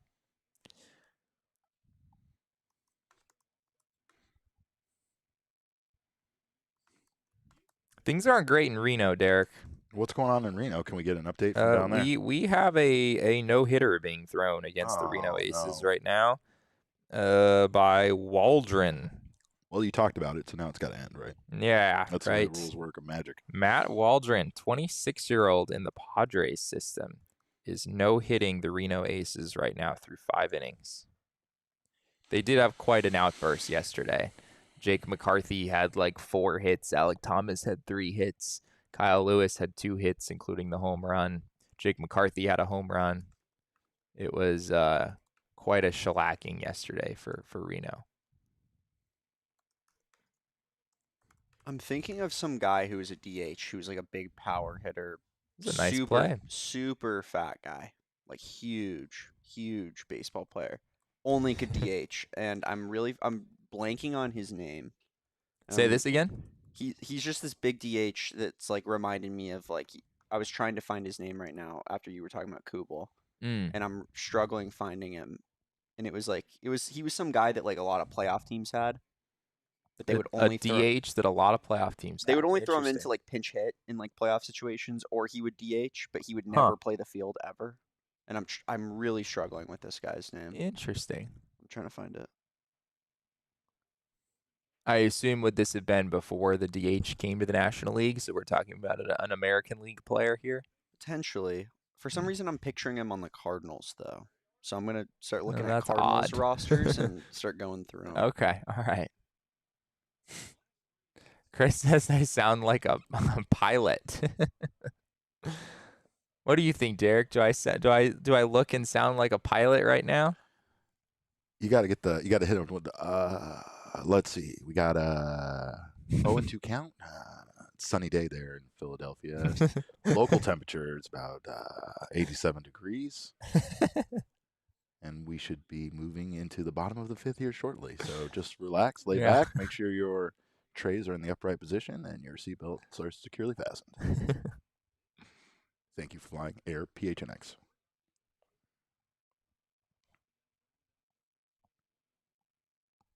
Matt Adams. Oh yeah. Matt Adams. Matt Adams had a monstrous postseason. I know. I was picturing him as a postseason player specifically. Got it. That makes Huge a lot of sense. guy. Yeah, big guy. Yeah, I don't think Matt Adams necessarily like ever had a super extraordinary regular season. But I do remember a few years ago Matt Adams being an absolute stud in MLB The Show. Matt Adams was my bench weapon because he's a left-handed hitter, and anytime I would never let him bat against lefties because he just couldn't hit lefties. He's like a hardcore platoon player, which I think is kind of how he was in real life too. But against a righty, Matt Adams would just do all kinds of damage. Matt Adams has had 8 years of 15-plus home runs, and he's kind of like a platoon-type player. That's pretty impressive. Yeah, it's pretty tough to make a career out of that. I mean, I guess you can. It only works if you're a left-handed hitter, because at least you're like the strong side platoon. But yeah, I mean, it looks like he is on a minor league deal right now. He is in the Washington Nationals system in AAA right now at age 34. They're loaded. Yep, him and Yasmani Tomas. I don't think Yasmani Tomas is still in that system. Yeah, I'm looking at Matt Adams' postseason stats. 2013 with the Cardinals. He was pretty good for them. Little hit or miss. Altogether, he only has a 687 OPS in the playoffs, but over 100 plate appearances. He did play quite a few games. It was with the Nationals in 2019 too, when they were in there. I think he's the type of player where he just has he might have like a few really, really big hits because he could just hit a game wide open. There's something to be said too about guys like that, because they were monsters and they just had the potential to hit a home run anytime they came up. So it was different. And of course, yes, like you said, the bigger ones stick out, but there's something about the fact that there are guys that their numbers might not be very good, but they always seem like a threat. They always seem like when they were in the box against your team that you were like, oh shit, here we go. Yeah. You know? And they could be hitting 215, with minimal, impact as far as their stats go, but just felt like they always did it in big moments. Buddy Kennedy is homered.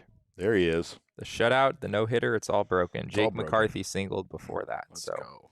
It's now an 8-2 game over there. All right. Second coming of Barry Bonds, right, Derek? Correct.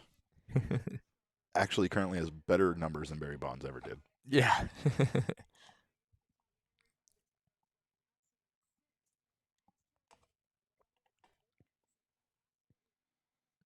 Well, 57 pitches here entering the fifth inning.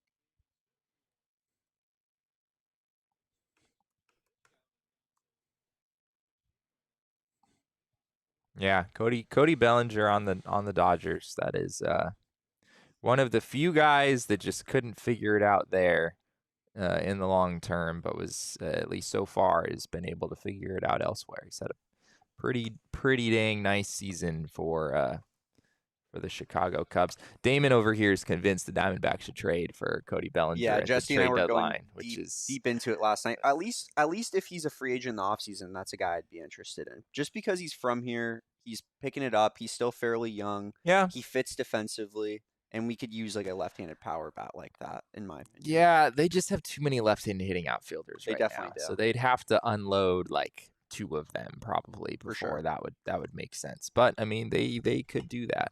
Make Damon decide which two. Yeah. Which 2 left-handed hitting outfielders, Damon? Who are you parting with? Does Canzone, is he lefty? Yeah. Does he count? Yep, he counts. I'd say a combination of Pavin, Canzone, and Jake. Okay. All right. So you've got 3 guys. You got 3 guys. Ideally, 2 of those 3. Just giving away unnecessary amounts of people. I'd like to Extra. protect Alec Thomas at all costs. Just Yeah, because I like him personally. Yeah, that's fair. I mean, I think Alec Thomas has the highest trade value of any of those guys, probably. Agreed. Just because he has a little more prospect Definitely. status than any of those. Yeah, other he might guys be the have one had. you have to give up if it was a scenario like that. For Yeah. sure. Yeah, I was listening to Ken Rosenthal last night. He also did mention that Corbin Burns was maybe not as crazy of a trade target as some people might think. Just because the Brewers are they are in first place, but the St. Louis Cardinals are storming back with a vengeance right now. They really are. And yeah, I mean, with Brandon Woodruff out, the Brewers, I just don't know if they have enough in the long term to win that division. And given how many other teams are in the wild card mix, that's going to be a bit of a bloodbath as well. So Ken it wasn't like it was likely, but he made it sound like Corbin Burns was quite possibly on the market. And also some of the other guys you mentioned, Lucas Giolito, Dylan Cease, less so, we've talked about. They love Dylan Cease in Chicago. Yeah, he just you'd be trading him when his value just isn't at a maximum, and you don't really have to trade him right now. You've got 2 more years after this one. So Corbin Burns is different. That relationship is broken. And I mean, they might have repaired it, but yeah, that's a great point. He has 1 more year of arbitration, and arbitration with Corbin Burns didn't go so well this last time around. Did not. And it's wild because we heard immediately after seeing Corbin Burns' comments, we heard from Josh Rojas, who also went through arbitration, and these 2 guys couldn't have had more different experiences, right? And really, I think at the end of the day, that comes down to the respect perhaps provided to them by the organization during that arbitration process, right? Yeah, I think the D-backs handled it pretty well. It seems like I mean, we only know so much from the outside, but it seems like they handled that pretty well, and that Josh Rojas felt valued throughout the process, even though it's so ugly and weird. And the Brewers were basically blaming Corbin Burns as like the reason that they didn't make the playoffs last year, which was that. I mean, that's another level of crazy. Didn't he win a Cy Young? I mean, he has won a Cy Young. He didn't win it last year, but I'm just saying. I mean, this guy is a Cy Young winner on your roster. He won a ton of games for the Brewers last year, and yet somehow it's his fault. Yeah. Oof. Foul ball. You think so? I love it. Yeah, me too. I keep thinking this is Drew Stubbs coming to the plate. Honestly, me too. I believe it's Garrett Stubbs. Correct. It is Garrett Stubbs. But yeah, I keep it. It just keeps bringing Drew Stubbs That's one of those back to things mind. where it's like you grow up in an era and you see a last name that's obscure, and it's yeah. just that guy. In You baseball know who that forever. is? Yeah. Oh yeah. It'll never change. Yeah. If I encountered someone Like in, for example, if I saw like nasty curveball. a Sizemore, I'm like, oh, that's Grady Sizemore. Yeah. Just yeah. playing in 2023. Yeah. If I met a Sizemore just like casually in everyday life, I would be pretty convinced that he was at least related to Grady for sure. Just like that's just a sports thing really in general, but I feel like baseball's a good sport for that in particular. Yeah. Another, I'm sure we'll talk more about trade targets and whatnot. It's still extremely early to be talking about this, but Eduardo Rodriguez of the Detroit Tigers is a guy that Ken Rosenthal said will get moved, and he is a left-handed starter. And the Diamondbacks, if they were looking for a starter, getting a lefty wouldn't be the worst thing in the world. So he's another name that could be out there, but I'm sure we'll have quite a bit of interest.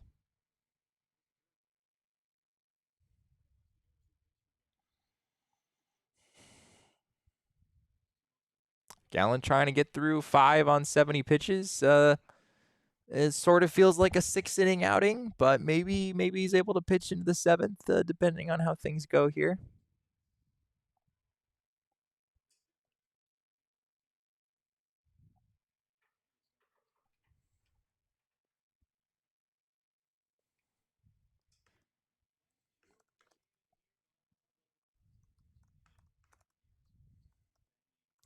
Yeah, Zach Gallen and Corbin Burns. That would, it would really be crazy. It's a year and a half of Corbin Burns, so the D-backs would pay dearly for it, I'm sure. But I don't know. Like, could you find a way to do that trade without giving up Jordan Lawler? Is there like a package of other guys that would be interesting enough for Milwaukee? That's hard to say. I don't think the D-backs would want to give up Lawler for a year and a half of Corbin Burns. You could really convince me we were about to win a World Series if we got Corbin Burns. Then you'd have our top 3 is Gallen, Corbin Burns, and Merrill Kelly. Like, I want it all. You'd have a shot. You'd have a shot to, like, in the playoffs. You never know what can happen, and your 1-2 is going to line up pretty well with any other team's 1-2. And your position players are, at least from what we've seen so far, look like some of the better ones in the game. So we would have our Johnson and Schilling. I wouldn't go that far, no, but I would. World Series MVPs. I don't know if Gallen or Corbin Burns are gonna quite be on Randy Johnson's level, but they could be on Kurt Schilling's level, right? Yes, that's very, very fair.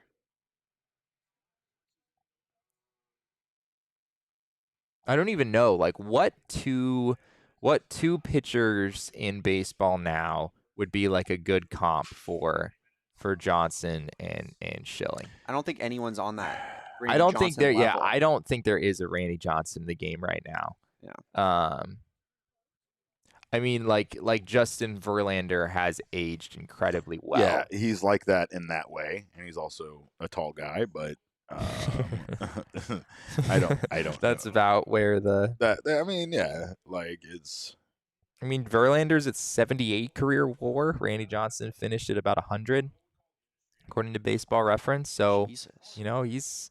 I don't think he's gonna make it, but he'll at least get kind of close. Verlander's not even gonna touch Randy Johnson's WAR. 4 days ago. No. 4 days ago, MLB released their power rankings for starting pitchers, Jesse.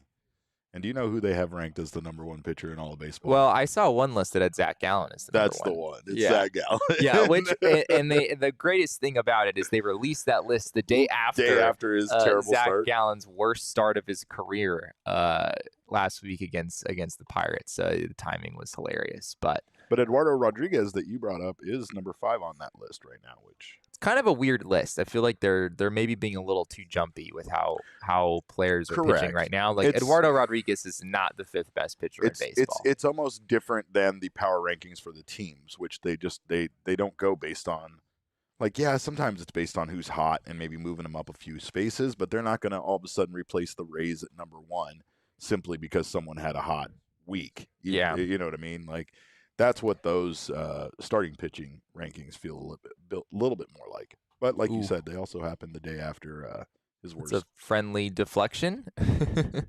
Trey Turner, if it wasn't for bad luck, he'd have no luck at all this season.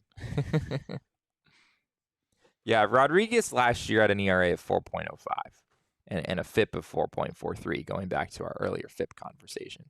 So, yeah, I don't think I think Eduardo Rodriguez is like maybe a similar level of starter as Merrill Kelly, like a really, really good number 3. You feel good about him as your number 3. Number 2 starter.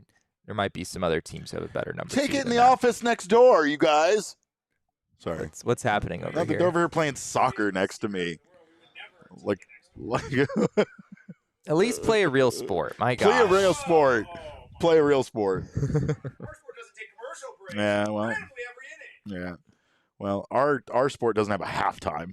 So get out of here. I do kind of wish baseball had a halftime. I'm not going to lie. I know, I do too. A halftime for these watch-alongs would be absolutely ideal. Oh, it'd be so good. It would.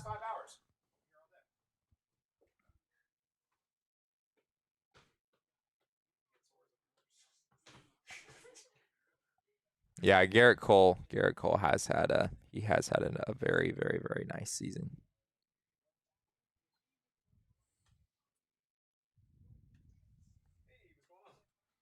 Where did Randy Johnson's velocity sit? Like, where was his consistent fastball hitting? Well, I don't know if, like, I haven't really seen this data. So, Derek, you might know this better than I would, honestly. My sense is that it was, like... high 90s? More like mid 90s. But I think he touched like 99, right? Mm-hmm.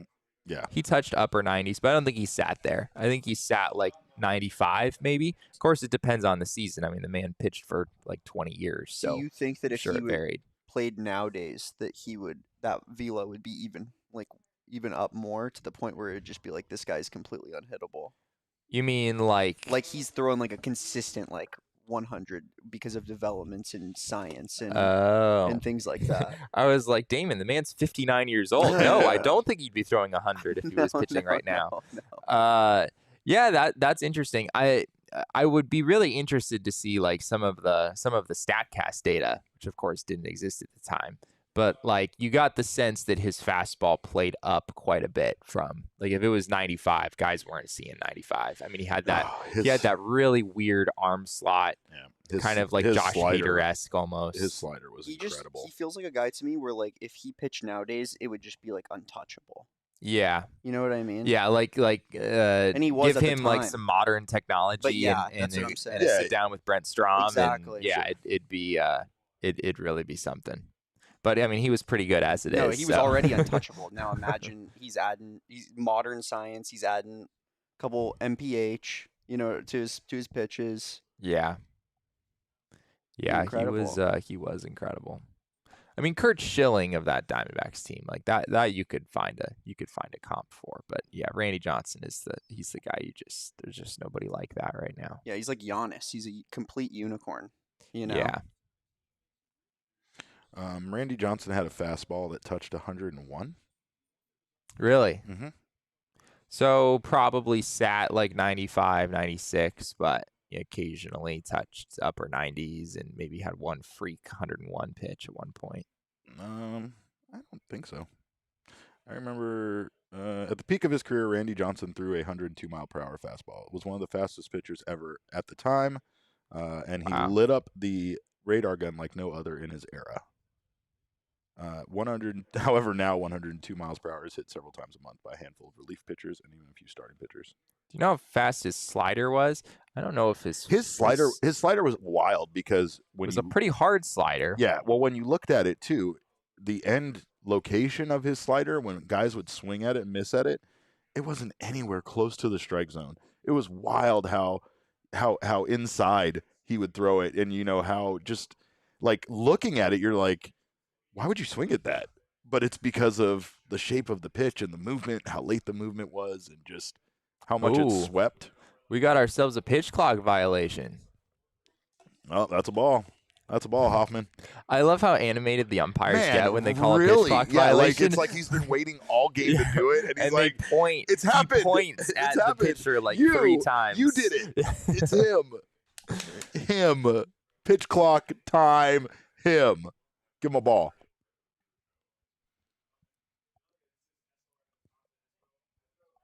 Yeah, slider. Yeah, I mean 90 to 94. That would be believable. It definitely. It's definitely a very hard slider, especially for the time when you didn't see. Nowadays, it's kind of normal to see guys have like 91, 92 mile-an-hour sliders. We see kind of a lot of that now, but yeah, especially to be doing that as a starter in that era was incredible. Yes, sir.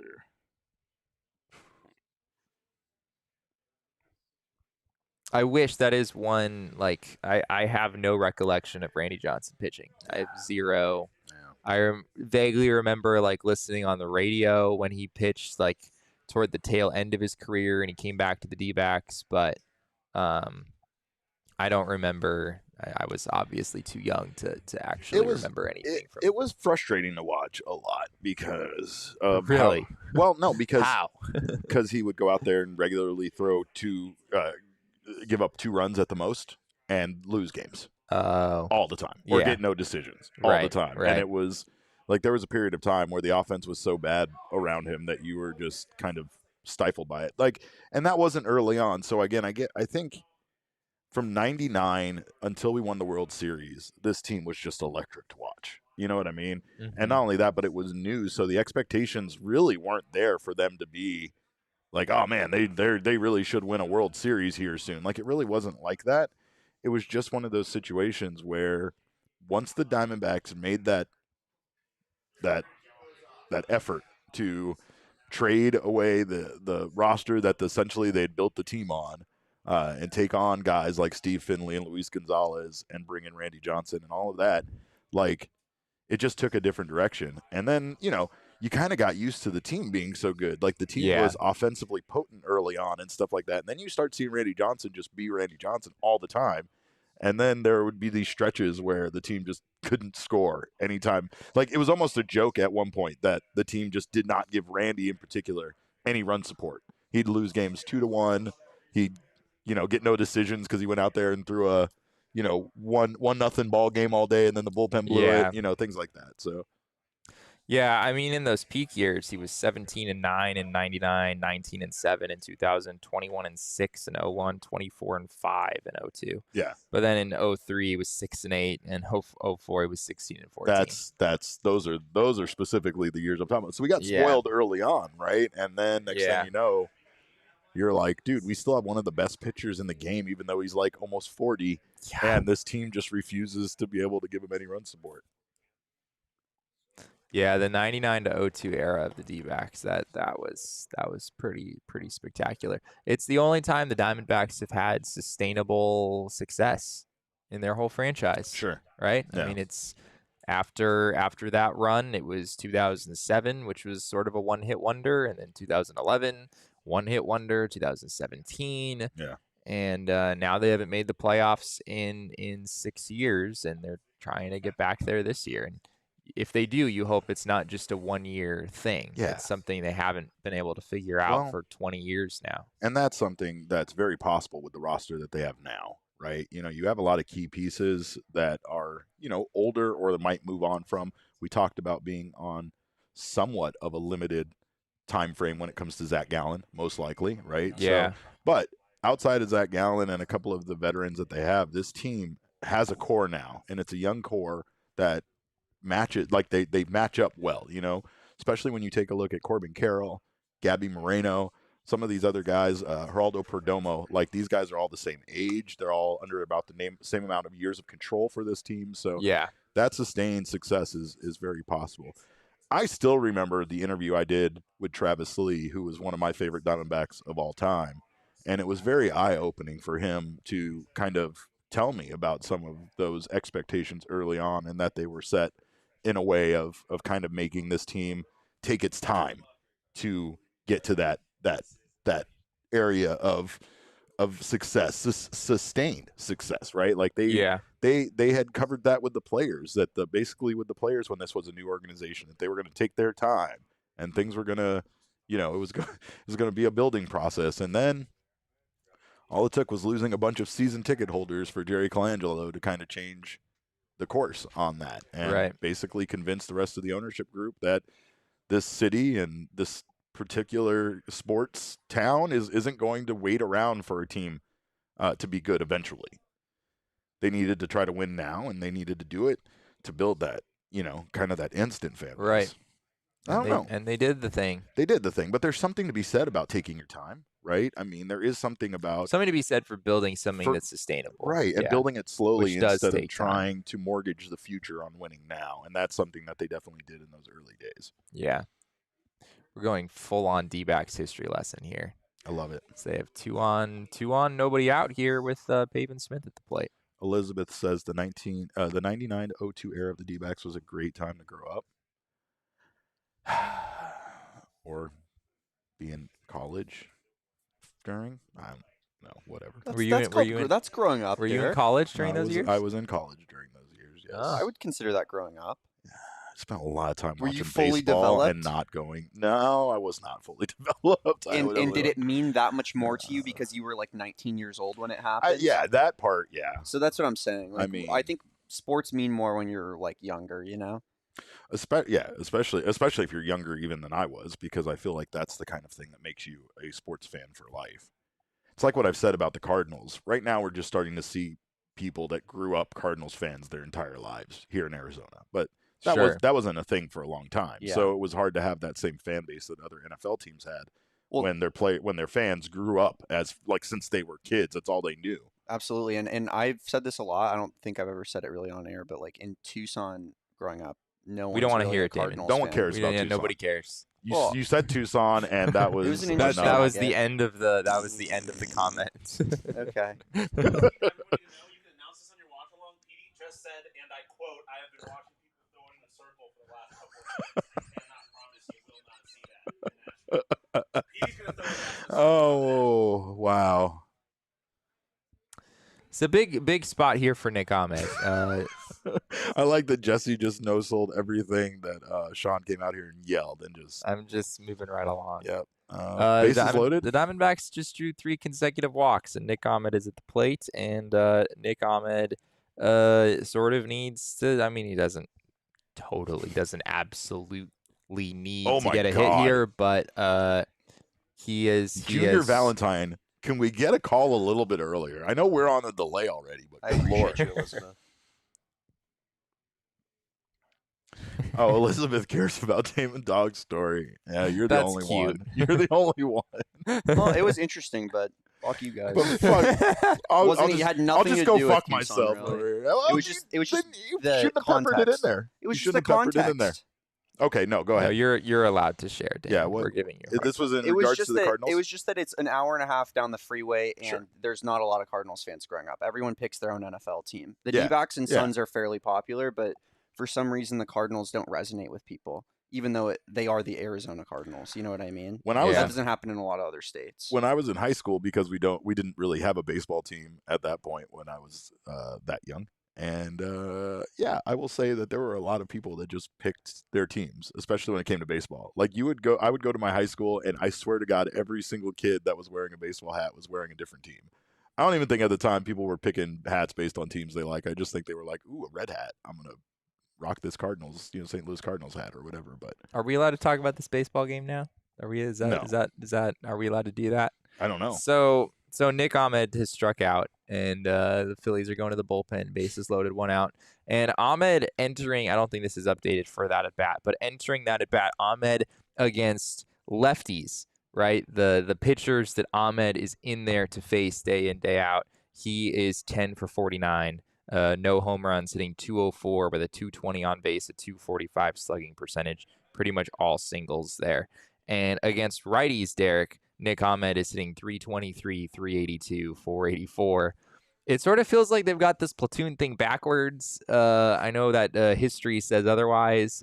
You understand they're playing the long game with this, even though Nick Ahmed has struggled against lefties this year. But yeah, he's not providing a whole lot of value to this baseball team, being in a platoon role and having reverse splits like he has this year. It's pretty weird stuff.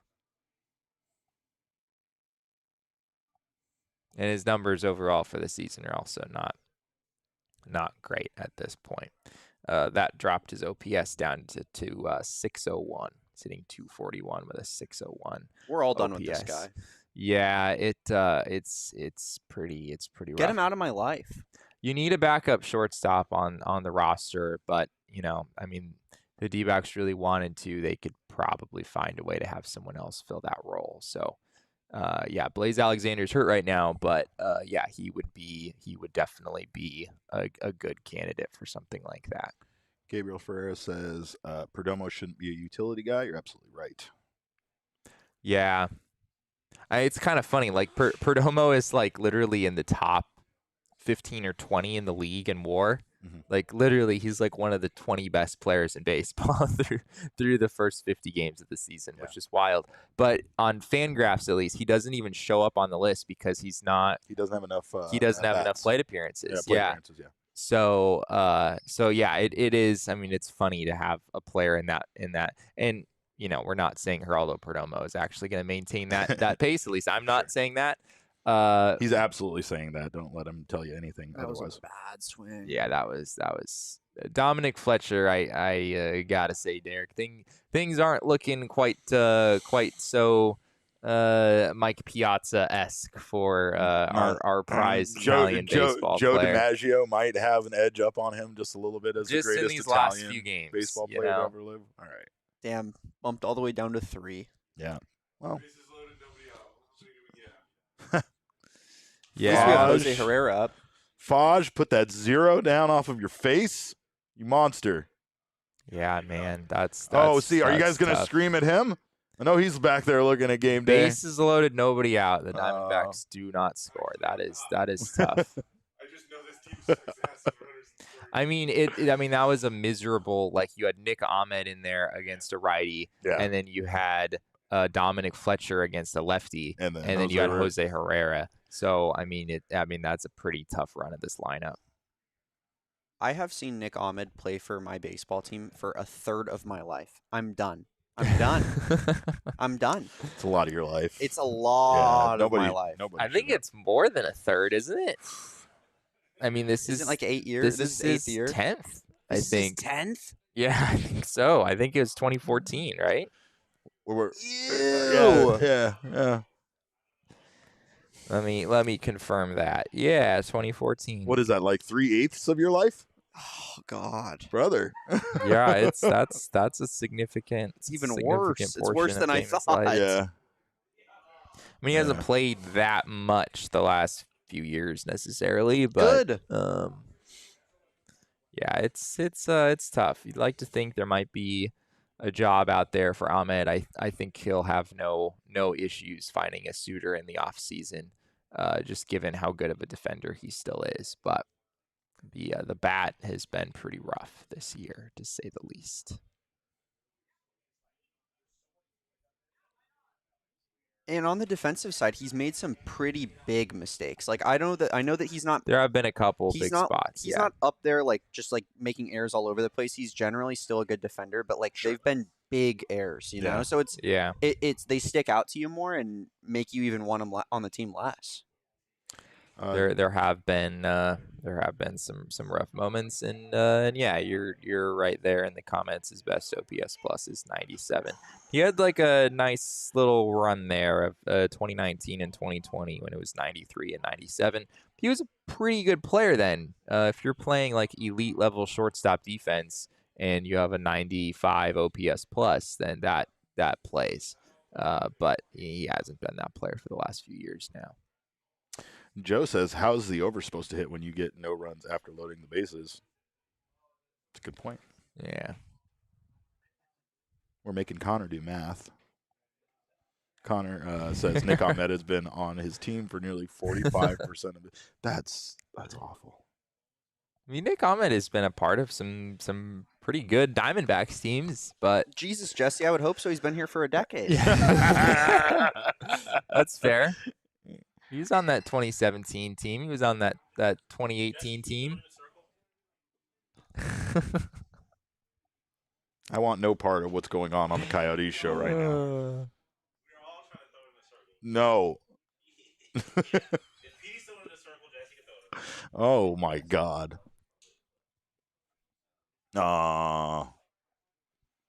Bryce Harper with the leadoff single here in the 6th.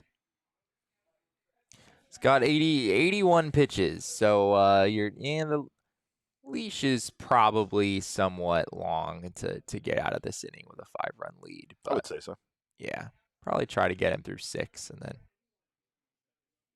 this is another start where once again Zach Gallen I think has looked okay-ish. Yeah, the results are definitely not as. Or the results are much better than how he's looked. Yeah, this has not been like Zach Gallen is back game. He's hit a lot. He's had a lot of fly balls to the warning track and such. Yeah. Is Sean returning to the ASU show today? I don't know. Sean is on bets right now from the appearance of things. I don't believe so. Sean wears a lot of hats around this place. Just to let you know. Sean wears all the hats around this place. He does wear a lot of hats. He has some great Diamondbacks hats. Both metaphorically and, literally as well. Gabriel says not enough swing and miss for Gallen today. Yeah, that's kind of what we were saying earlier. It's if Gallen's not getting his like 15-ish whiffs, then you know that something's just not quite there for him, and Correct. He's got 8 in the game right now.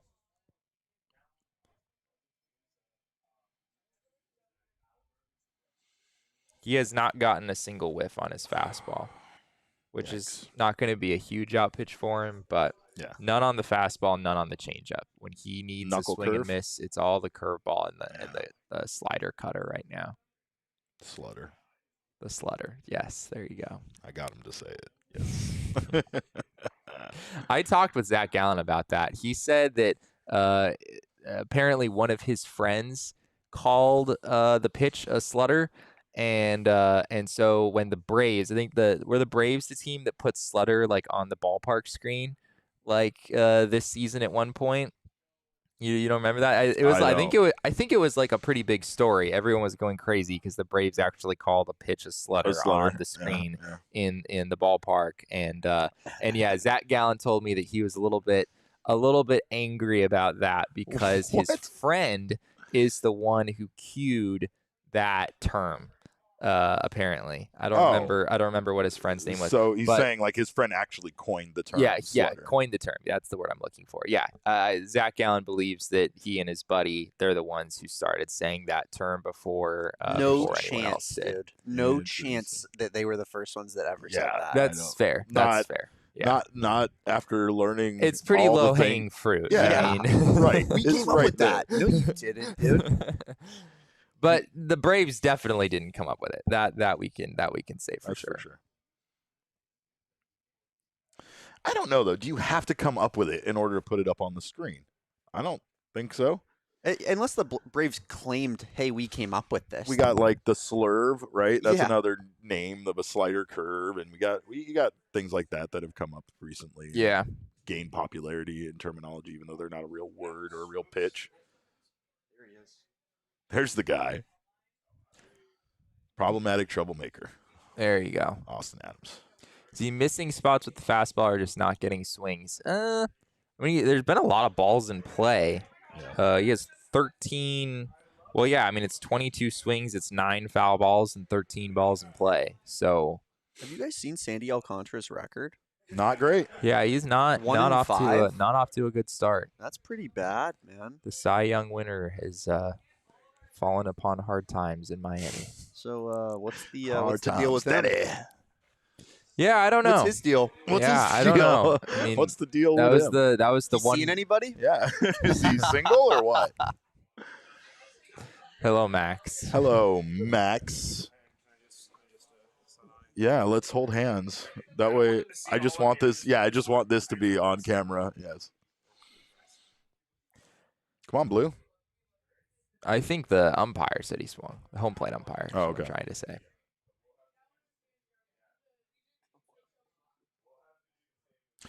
Chris is right. That's the other one I was trying to think of. Sweeper. Yeah, that's become a trendy. That's the new buzzword of pitching. It's the sweeper. Hey, Everyone's got a sweeper. Is it afternoon? Oh, it's afternoon. It's time for some neutral seltzers. I shook that one up, so I'm going to trade you. Okay. Because I know you're not going to drink it anyway. But I will go ahead and crack this one. Gabriel says Alcantara is washed. I'm not sure I would quite go there just yet. That's a bit much. That might be a bit much. Interesting thing about mango-flavored stuff. I hate it. And because I'm Puerto Rican, I think people assume that I like tropical flavors like that. But I used to have a mango tree in my front yard in Puerto Rico. Really? So not only did I eat mangoes all the time, but I also had to clean them up quite often and smell them all the time. My house just always smelled like mangoes. We had a gigantic mango tree. After a hurricane, Jesse. Man, so many fly balls. Let's go. It's all fly balls, but it's sort of working. One more out, you get through 6 scoreless innings. I think you feel pretty good about that if you're Zach Gallen, even though he has not had his best stuff in this game. It's a nice rebound, and we can't be blamed for this one. Right. Actually, we can take credit for it, right? We can say because we were on air, he threw a scoreless outing. Yeah, absolutely. The way it works. Yep, that's definitely the way it works. Did I say it, Jesse? I'm building on the back of what Jesse said. So if anything goes wrong here, it's 100% his fault. That was gaslighting. Hey, I'm a fucking pro at it. Apparently. Talk about coining a term. I was gaslighting before it was even called gaslighting. We just called it lying back then. Yeah. Just so everybody knows, it's all Jesse's fault and 0% mine. Yeah, that's correct. Oh, yee. This is a fairly slow baseball game. Yeah. Kind of weird. We're like on pace for 3+ hours. Oh, no. There's a lot of Gallen shirts in that section. Family came out strong. Oh, yeah? Yeah. I didn't see it. All right. Brandon Fott's in the chat. Brandon Fott is here. What's up, my wholesome friend? Yeah.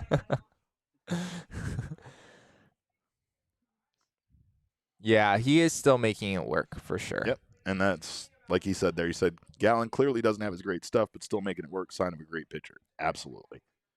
And to be honest, you'd like to see him have his great stuff. It's been a while since we've seen Zach Gallen really have it all together. Far too many outings where we've said he doesn't have his great stuff. But yeah. I will say this, is that could also be said about this team. I'm not ready to call this Diamondbacks team a great team, but good teams find ways to win games even when everything isn't working for them. Yeah. We have seen that be the case with this team. Not everything is working at all times, but man, when they can get things clicking, like today with Gallen being at least effective and competitive on the mound, yeah, offense gave him a nice cushion early on so he could kind of settle in. And I mean, so far so good. I was looking at Ryan Nelson's stats a little bit last night, and I was thinking, like, if you combine what Ryan Nelson did last season, which was only 3 starts, it was a pretty small sample size, but it was still really good pitching, and I think he has sort of looked like the same pitcher this year. Obviously, other teams hadn't seen him yet, which probably played a role in the success that he was able to have. But I think those 3 starts are like a viable, like body of work to include in the full picture for Ryan Nelson. And if you put it all together, he has a 4.09 ERA in his major league career, and the FIP and the xERA and all the other fun stuff is reasonably close to that. And so it's like, all right, if Ryan Nelson, if his true talent level is like a low mid 4 ERA pitcher, you can work with that, right? Like that's a number 4, number 5 starter that you can totally work with. So no surprises, but I think we're pretty much settled that Ryan Nelson is staying in this rotation, and for good reason. Do you think Gallen, now at 100 pitches, giving up that single, stays in the game, or is that a wrap? Yeah, that's a wrap. There you go. That's unfortunate. You would have. I'm sure that Gallen is not a big fan of not being able to finish this inning out. Not at all. D-backs tend to play it very. He's gonna miss the quality start. He Yes. will. Yeah. By He 1 will. out. He will miss a quality start. Yeah. But he'll still get the win if the D-backs are able to hang on here. But yeah, right now, 5 2/3 innings, 5 hits, no runs, 2 walks, 3 strikeouts. You can live with that. It's not bad. Trey Turner has the most hard hit balls on the Phillies, and he is 0 for 3. Yeah, he has all 3 have been 95 plus, and he has does not have a hit to show for it. In the game, the Phillies XBA is 284. So there's another sign that like they actually hit Zach Gallen pretty well. They have a higher XBA in this game than the Diamondbacks do.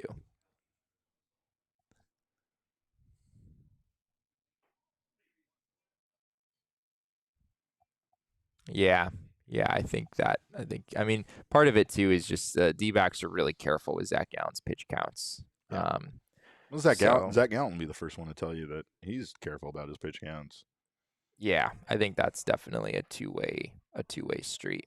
I have heard Zach Gallen say that he would pitch until his arm fell off for a perfect game, but he would not go much more than 100 for a no-hitter, which is kind of a wild thing to say, but I get where he's coming from on that.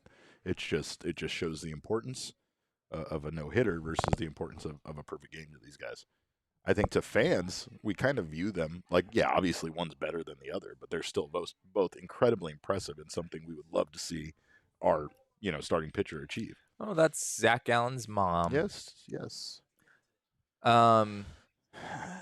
Gallen, yes, he did hit 100 pitches. That was the first time this season that Gallen has thrown 100 pitches in a start. They were really trying to get him through that inning. Let's see. The last time Gallen threw 100 was just his last start of the 2022 season. October 4th, he threw 102. Second to last start, right? Well, both his second to last and his last start. Oh, okay. He was in the hundreds. Yeah. Interesting.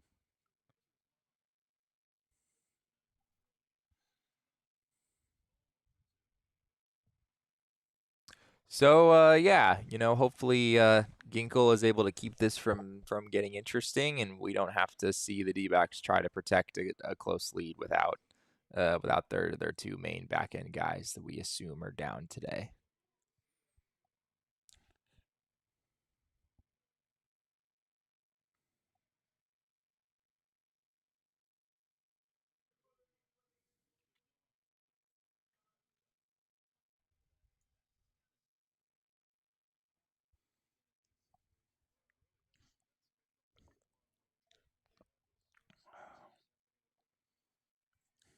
And there's a single. That's going to score 1.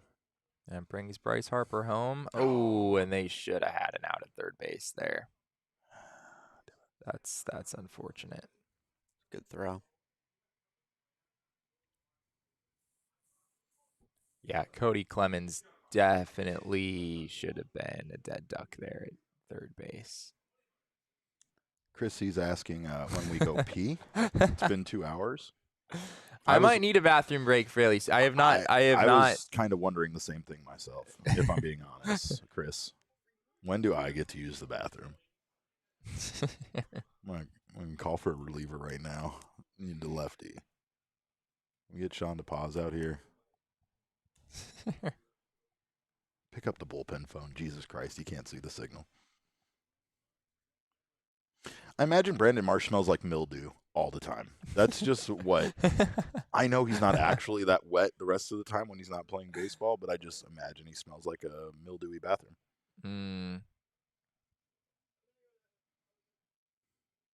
I feel like that's an attack on his character, and I don't mean for it to be that. I don't want Philadelphia Phillies fans coming for me the same way the people from Orlando have come for me. They heard what I said on the show, Jesse, about the expansion franchise. Yeah. Oh, yeah. No, people from Orlando just hate you now, Derek. They absolutely have it out for you. You probably can't go to Orlando ever again, frankly. It's not a loss, Jesse. That is not a loss. Yikes. Ginkle's a little all over the place right now. He is. I would love if you actually took over for me right now so that I could go use the restroom. Whenever. Whenever. Yeah, I do. I don't mind at all. Oh, you. Do you mind? Oh, man. Well, here we go. We got a ball game again. I feel like this is your fault, and I don't know why. I think you said something about both of these runs scoring or all these runs scoring. I don't know. I don't think I said any such thing. Yeah, Ginkle's just not. I believe not pitching you well. two were talking about a scoreless outing for Zach Gallen. Which it was, but now it's not. And I was saying, well, let's because relax. now these are charged to Gallen. Yesterday, the D-backs got away with leaving a whole bunch of runners in scoring position, and today they're gonna hopefully get away with it again. But yeah, bases loaded, nobody out. That's a tough situation. Oh my God! Oh, whoa! We got ourselves a game here, Sean. Stand over here. This got ugly fast. Last time I looked, it was 5-0. That's what happens when you go produce a show for 15 minutes. Yeah. Or Zach host a show, I Gallen guess. gave up a couple base runners, yanked him from the game. Kevin Ginkle comes in, he's given up a couple hits to score 3 runs. I'm gonna say this because I don't remember the name of the person who said it, so I can't even expose them. But I remember at one point I was at the stadium, and there was someone who, is not involved in the team. I think covers the team. And someone at one point asked what was wrong. This was last season. They asked what was wrong with the Arizona Diamondbacks, and they said his name starts with a K and rhymes with Tinkle. And ever since then, it has completely skewed my perspective on Kevin Ginkle. And so I generally do not have a lot of faith whenever he's in the game. Somebody said that he was like the problem it was with the was entire after team? no. I don't remember My the exact. I don't remember the gosh. exact quote. It was after a game in which he blew the game, Oof. so it was probably not about the entire team. But I just like that his name starts with a K and rhymes with Tinkle. That's just a kind of a bar to me. That would have been fair if Totri wasn't standing 100%. right where he's standing. His gravity, his gravitational pull. We needed that. Joe definitely took the over. And Joe rooting for runs. Oh yeah. Yeah. And I think he's willing to have any team win this game in order to get the runs that he needs. What do we got going on here? Is this the age-old Kevin Ginkle needs to wait for? Yeah, I think he was giving him subs to get set in the box. Needs to engage. Ginkle had an issue with that in his first couple appearances in the season. All right. Hey, Totri did his job. Anthony Totri, ladies and gentlemen. That MGM doesn't want me standing in the circle. They don't want me standing here. Chris saying that I have the best hair at PHNX that isn't purple with magical powers. I'm not going to say that I have the best hair at PHNX, but I do agree that nothing really matches. Did you see Johnny after he got his haircut the Dude, other Johnny day? My looks- God, man. Johnny's hot. Johnny looks like he wants another kid. Yeah. That like Peaky Blinders yeah, haircut. I don't know, Sean. I like the hair, but that it's- Johnny hair is next level. It is. man. It is next level. And I will say this about Johnny's hair, with the exception of my one little curl that decides sometimes it wants to come hang out. It's pretty beast. My hair doesn't translate on camera the way Johnny's does. Like Johnny's, you see his on camera and you're like, oh, that is a hot man. That's camera hair. Yeah, I feel Johnny does have camera ready hair. There's no You have pretty good question camera about hair, Jesse. that. Thank you. I try. Especially with this headset, though, you can't really. It kind of blocks the moneymaker on my hair, which is the fade. Yeah, it's fair. And so You just got a haircut, I did right? just get a haircut. My hair was getting real. I was getting real homeless looking. It was just I hadn't had a haircut in a minute. I'm getting a phone call. Get out of here. So, yeah, I mean, you feel like with the way things normally go for the Diamondbacks, since the Phillies have scored, the D-backs now have permission to score again. Okay, yeah. Being the answer backs, Yeah, it is inevitable that they answer back when the other team scores, but the flip side is that they are not allowed to score unless the other team has scored. I was just ignoring the 5 runs they had scored. Yeah. That was just a weird aberration. Kevin Ginkleberry. Did you hear the bad news?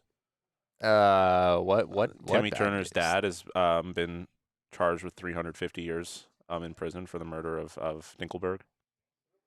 Who is this? Say this Do again. you know who I'm talking about, Damon? Yeah, it's just Timmy Turner, the Oh. Fairly Odd Parents. Did you hear about the news? No, I wouldn't know what no. the significance of that is. I didn't mean to bring up Tina Turner, R.I.P. a legend. No, Timmy Turner. His dad was charged with 350 years in prison for the murder of Dinkelberg. Yeah. Hey, you didn't hear about that? Yeah. Yeah, 350 years. Yeah, second degree. 350 years. Crazy, I know. That seems like a egregious. I mean, it's life. You need it life. Yeah, just call it Just life. call it like life. 350 years. Like that makes it even worse. Dude, like, could you imagine how sick? Would you be sick or would you be excited if like you were, I don't know, 80 years into a life sentence and then you discovered how to make people live for like 400 years and they were like, and then would you be sick and be like, damn, I thought I was about to get out of this, or like. That group of people is definitely not getting it. I'd be pissed. I know, but I'm saying, imagine it got to a point where it was accessible. I would be sick. Like it was like medication, right? Yeah, Like, but even then, it's not accessible. well, I mean, but say it got to that point where it's like water, like everybody lives forever, right? But it got to that point while you were in the middle of serving 350 You're really years. putting a lot of thought into this, Sean. I know. So Ketel Marte, single, Corbin Carroll. No way they're doubling him up. So That was a ground ball hit directly to a guy in double play formation, and Corbin Carroll. yeah, it wasn't even close. And he wasn't even close to being out. The guy is so fast, man. Yeah, that was impressive. All right. Well, nothing happened while I was here, so the push. Yeah, they got out of the inning, They but did get I'm out going to of the give inning. Totri his credit there. Derek's back. So now you have Corbin Carroll at first base with one out, and you might consider a stolen base attempt here, Derek. What are we thinking? I would do it. I would do it. Yeah, I'd do it. Carroll's on a nice little run since he started stealing bases again. It's three in a row successful. You got Emmanuel Rivera at the plate. It was three ribbies in the game already. I did not say hello to AZ Sports Girl 224, by the way, and I wanted to say hello when she joined us. Oh, yes. Hello. She also asked yesterday, Jesse, if you had any advice for a young journalist wanting to crack into the business. I was going to get to her question, but then we kind of moved on, so I just wanted to readdress that. But any advice? Any advice, man? I mean, I'm so new at this that I feel like I'm not the person who should be like giving advice to other people at this stage in my career. You asked me for advice at one point, which is that just was a an crazy enormous mistake. Yeah, that just shows his lack of judgment, I think. I'll give you some advice. I will say this: the one thing that a lot of people do and a lot of people don't do is if you can't obviously find an opportunity where you can do something in journalism. In today's day and age, there's always something to be said about starting it yourself. Yes, I would say the same thing. And even though starting it yourself really at times like doesn't feel like it's going anywhere, or that you might not be gaining progress, or you might not be, increasing your who's watching or whatever. I did a lot of shows that only my mom listened to growing up. Same. My mom didn't like me like that, so it wasn't my mom, but like my wife would listen to it at least. But we both did shows like that. And I mean, honestly, the one thing I can say about that is you're never going to record a practice podcast. You're never going to sit around and be like, oh, hey, I should just start recording a practice podcast that nobody's going to listen to, but I'm just going to work on my stuff, right? If you actually start doing it, if you actually start creating a podcast or a YouTube channel or something like that, there's something to be said about the amount of experience you can gain. Yeah, the reps. Yeah. That's exactly it. I gained so much experience from doing the small things I did on the side that I will openly say I got more experience from that than even some of the jobs I worked that were in journalism. I work for Arizona Sports 98.7, and I learned a lot there, but I also learned a tremendous amount about it doing podcasts and doing this whole thing from the Steel Cage Pro Wrestling podcast that I used to do. You did a snack podcast. I did a snack podcast. There are over 200 episodes of Derek and Tim Eat Snacks floating out there in the world. And that had a lot of post-production work too. I had to work on that. But again, there's just things with, I don't know, doing interviews and having problems with your internet connection and figuring out what you need as far as like a recording application for doing certain things, and like all of that these are all problems you learn to solve when you're doing it on your own, and that experience lets you be able to problem solve when you get to a level where like we're at. Gabriel's gonna start his own rival podcast. No. Now we're in trouble. No, you're not allowed. You're not allowed. Gabriel's not allowed. Absolutely not. Joe says, "What advice did you give Jesse?" Oh man, I don't know if it was as much asking for advice. advice as much as a networking opportunity. We got tacos, if I remember correctly. I do remember. You don't have to steal the base when they just happens throw like it to that. the backstop. That's helpful. I actually, believe it or not, remember what Jesse wanted to ask me, and I remember what you actually wanted to. No, I do. I remember this very specifically. This revisionist history we're about to It's hear? not. You were considering not doing it anymore, I felt like, and you were asking me kind of in a way is it worth doing it? Is it worth continuing down this path? I didn't really have an answer for you, but I kind of gave you. I was maybe in college at the time. Yeah. And I mean, you went on to be a teacher and things like that, right? So it's like, it's not to say that you pursued it 100%, but you're still here where you're at, and there's a good reason for that. But it's a good question at a point, I think, in your career when you're doing journalism or anything where you're trying to like live your dreams, but in some cases it might not be happening necessarily, or you might just realize, like my biggest thing was realizing a lot of times that like it was much harder to make the living that I could make working at a bank, working in journalism. And I'm sure that's no surprise to anybody when they hear things like that. But right. I had a lot of coworkers that left journalism or the radio industry or whatever and went and worked as like a manager at like a tile store or something like that, because, you know, the hours are better, the pay is better. Eventually you get to a point where you'd rather spend, you know, more time with your family and such. For me, it was a seamless transition because I came from being a high school teacher.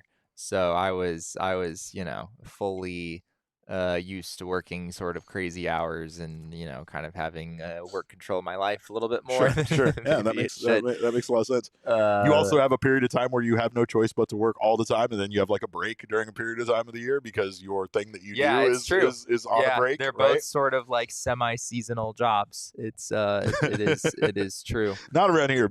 Don't forget that. Yeah, we do 5 shows a week not regardless. As seasonal as you might think it would be, but yeah, I would always tell myself when I was teaching that the summer I was going to use to do all sorts of make all sorts of advancements in my curriculum and all of these things. And next thing you know, it's the first day of school. You're just so like just so backed up on sleep and just general well-being that by the time you've caught up on everything, you're like, oh, the school year is here again. Mark Solaire is asking what he should have for lunch. I know we were giving out advice here, Mark, but I feel like you're taking it. Price range and food type. Yeah, price range, food type, location. Part of the valley are you in right now? Burrito Express is always a good answer. Mountain Mike's. Mountain Mike's is also a good answer. Legal Pete's. They don't all have to be sponsors, Jesse, but I appreciate where you're going with this. There are no other restaurants, Derek.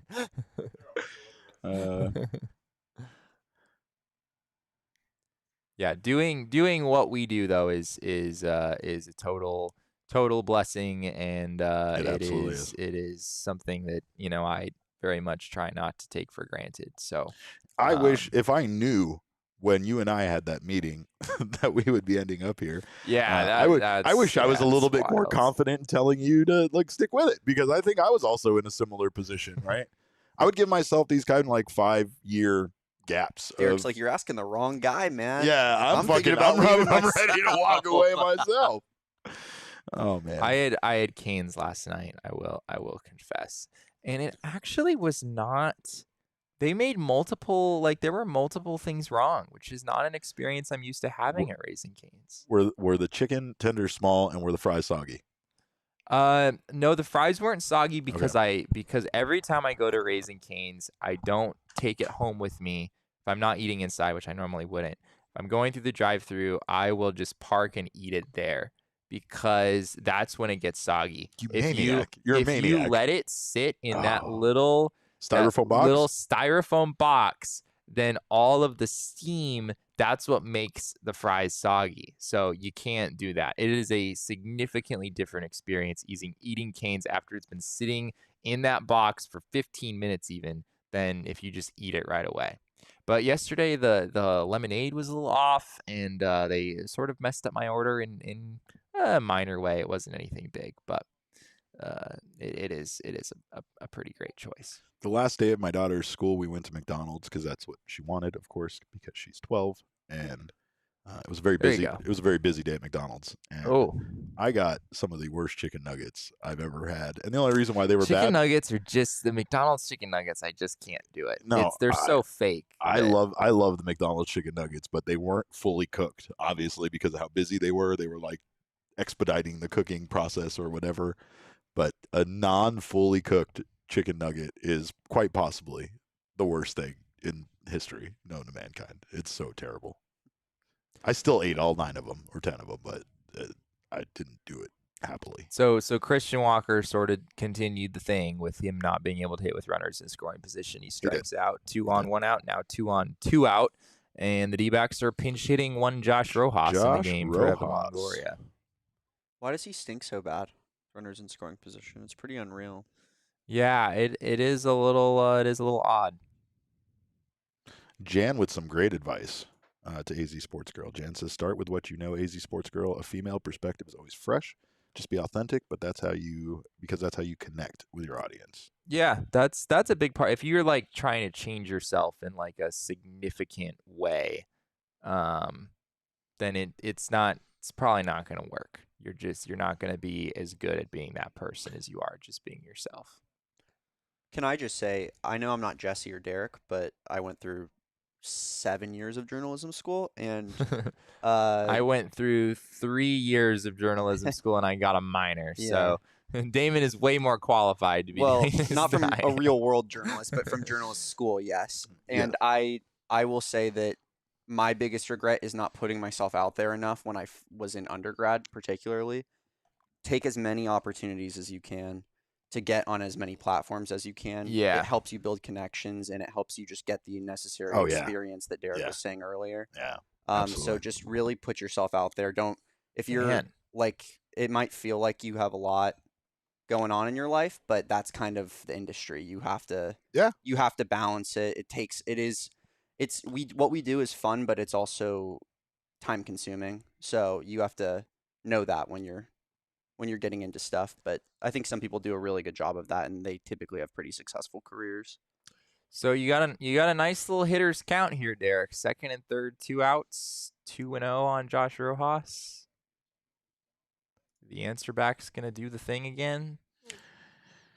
They do need a little bit more run support, I think, at this point, with the way that the bullpen is set up. I don't know if you feel great about only having a 2-run lead through 3 innings.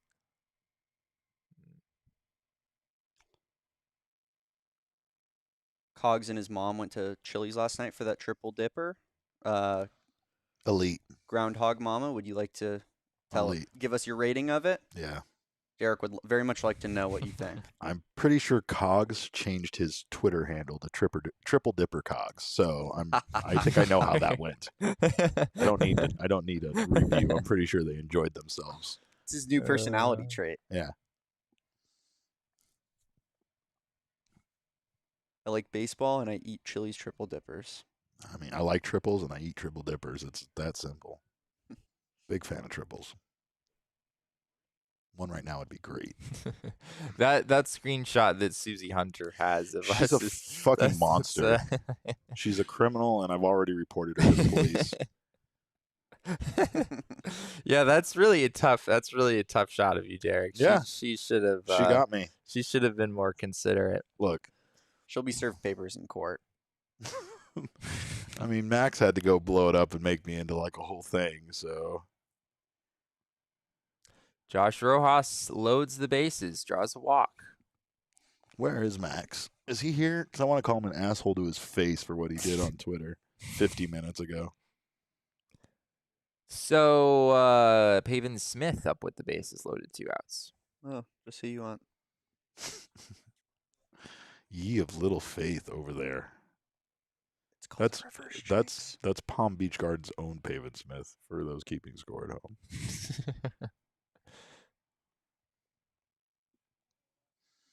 At this point, the entire city of Palm Beach Gardens, Florida, is tuning in now for this moment. At least 75% of the population, most households, 90% of households in Palm Beach Garden are tuning in. Can you imagine every single time Pavin Smith is at the plate? It's like Florida just goes emergency electric. Viewing. There's a hurricane, but we have to watch Pavin Smith at bat.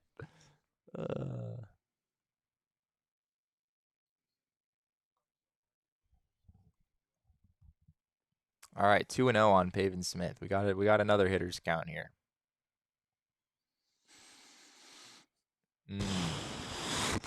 It's borderline. It's right on the edge. I'm not mad at it. But I'm hearing a lot of Discord noises, which if that's our Discord, then it sort of makes me feel like something significant is about to happen, but I guess we'll find out. Something significant happened. Pavin Smith popped out a second. Significant. The D-backs continue to sort of struggle with runners in scoring position, Derek. You don't say. This is rough. You don't say. They are 2 for 12 in this game. 2 for 14 yesterday. 2 for 14 yesterday. Bases loaded, nobody out spot. That's a pretty tough outcome. So you're relying on the bullpen again in a pretty big way here. And Josh Rojas remains in the game as the DH.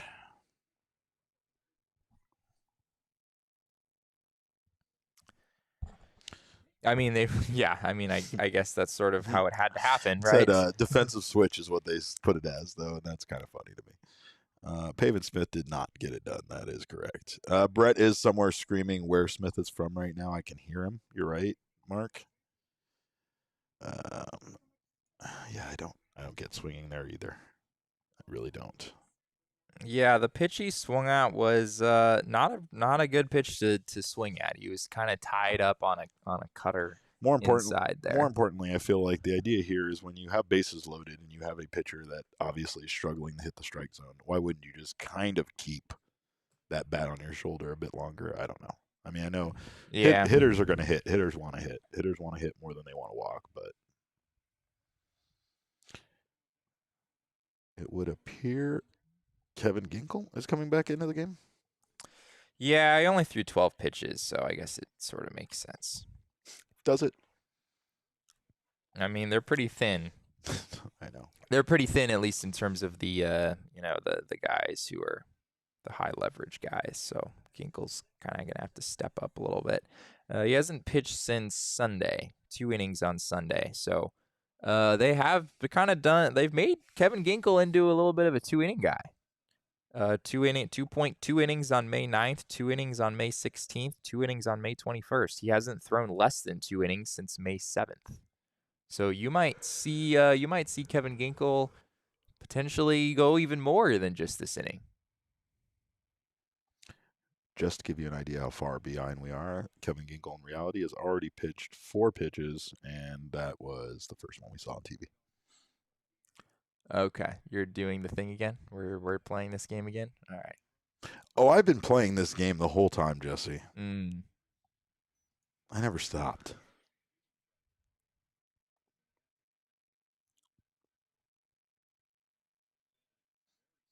I just wanted to give people an idea for how far behind we are.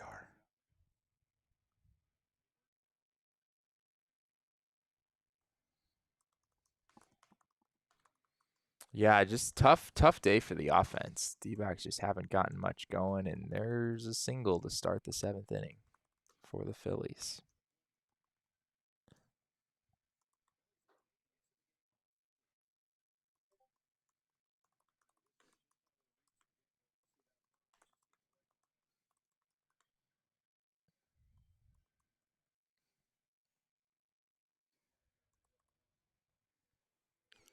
So now you got some trouble here, Derek. You've got Trey Turner, Bryce Harper, Nick Castellanos, Kyle Schwarber. This is a pretty big spot in this game, and the D-backs are not going to have their 2 best relievers to navigate through it.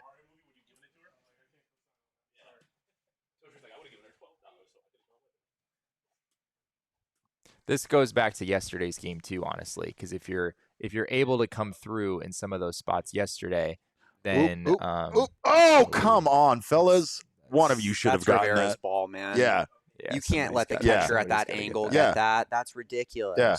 No, I completely agreed. Yeah. That exchange right there makes me think that Rivera tried to call him off potentially.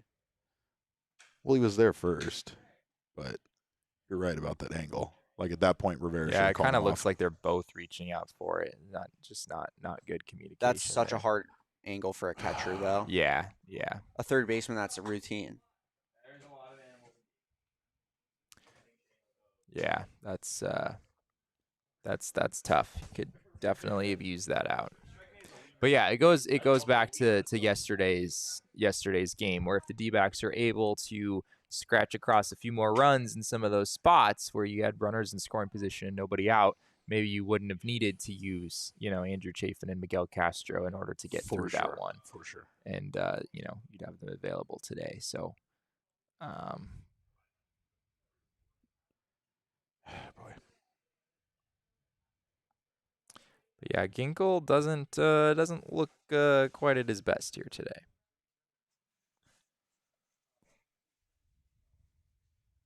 Man. Neither does Jose Herrera.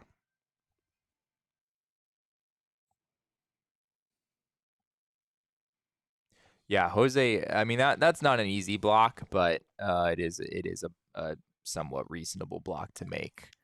So Jose Herrera not having a great inning so far.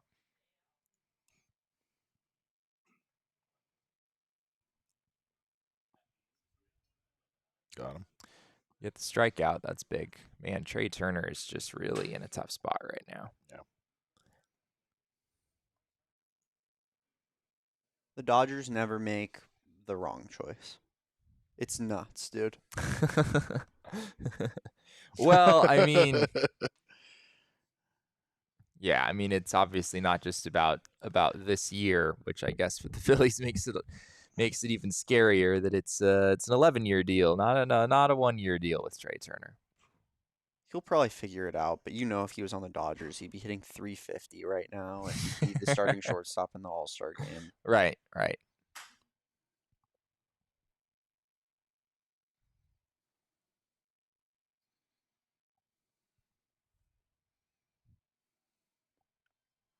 How careful are you being with Bryce Harper here? You got first base open?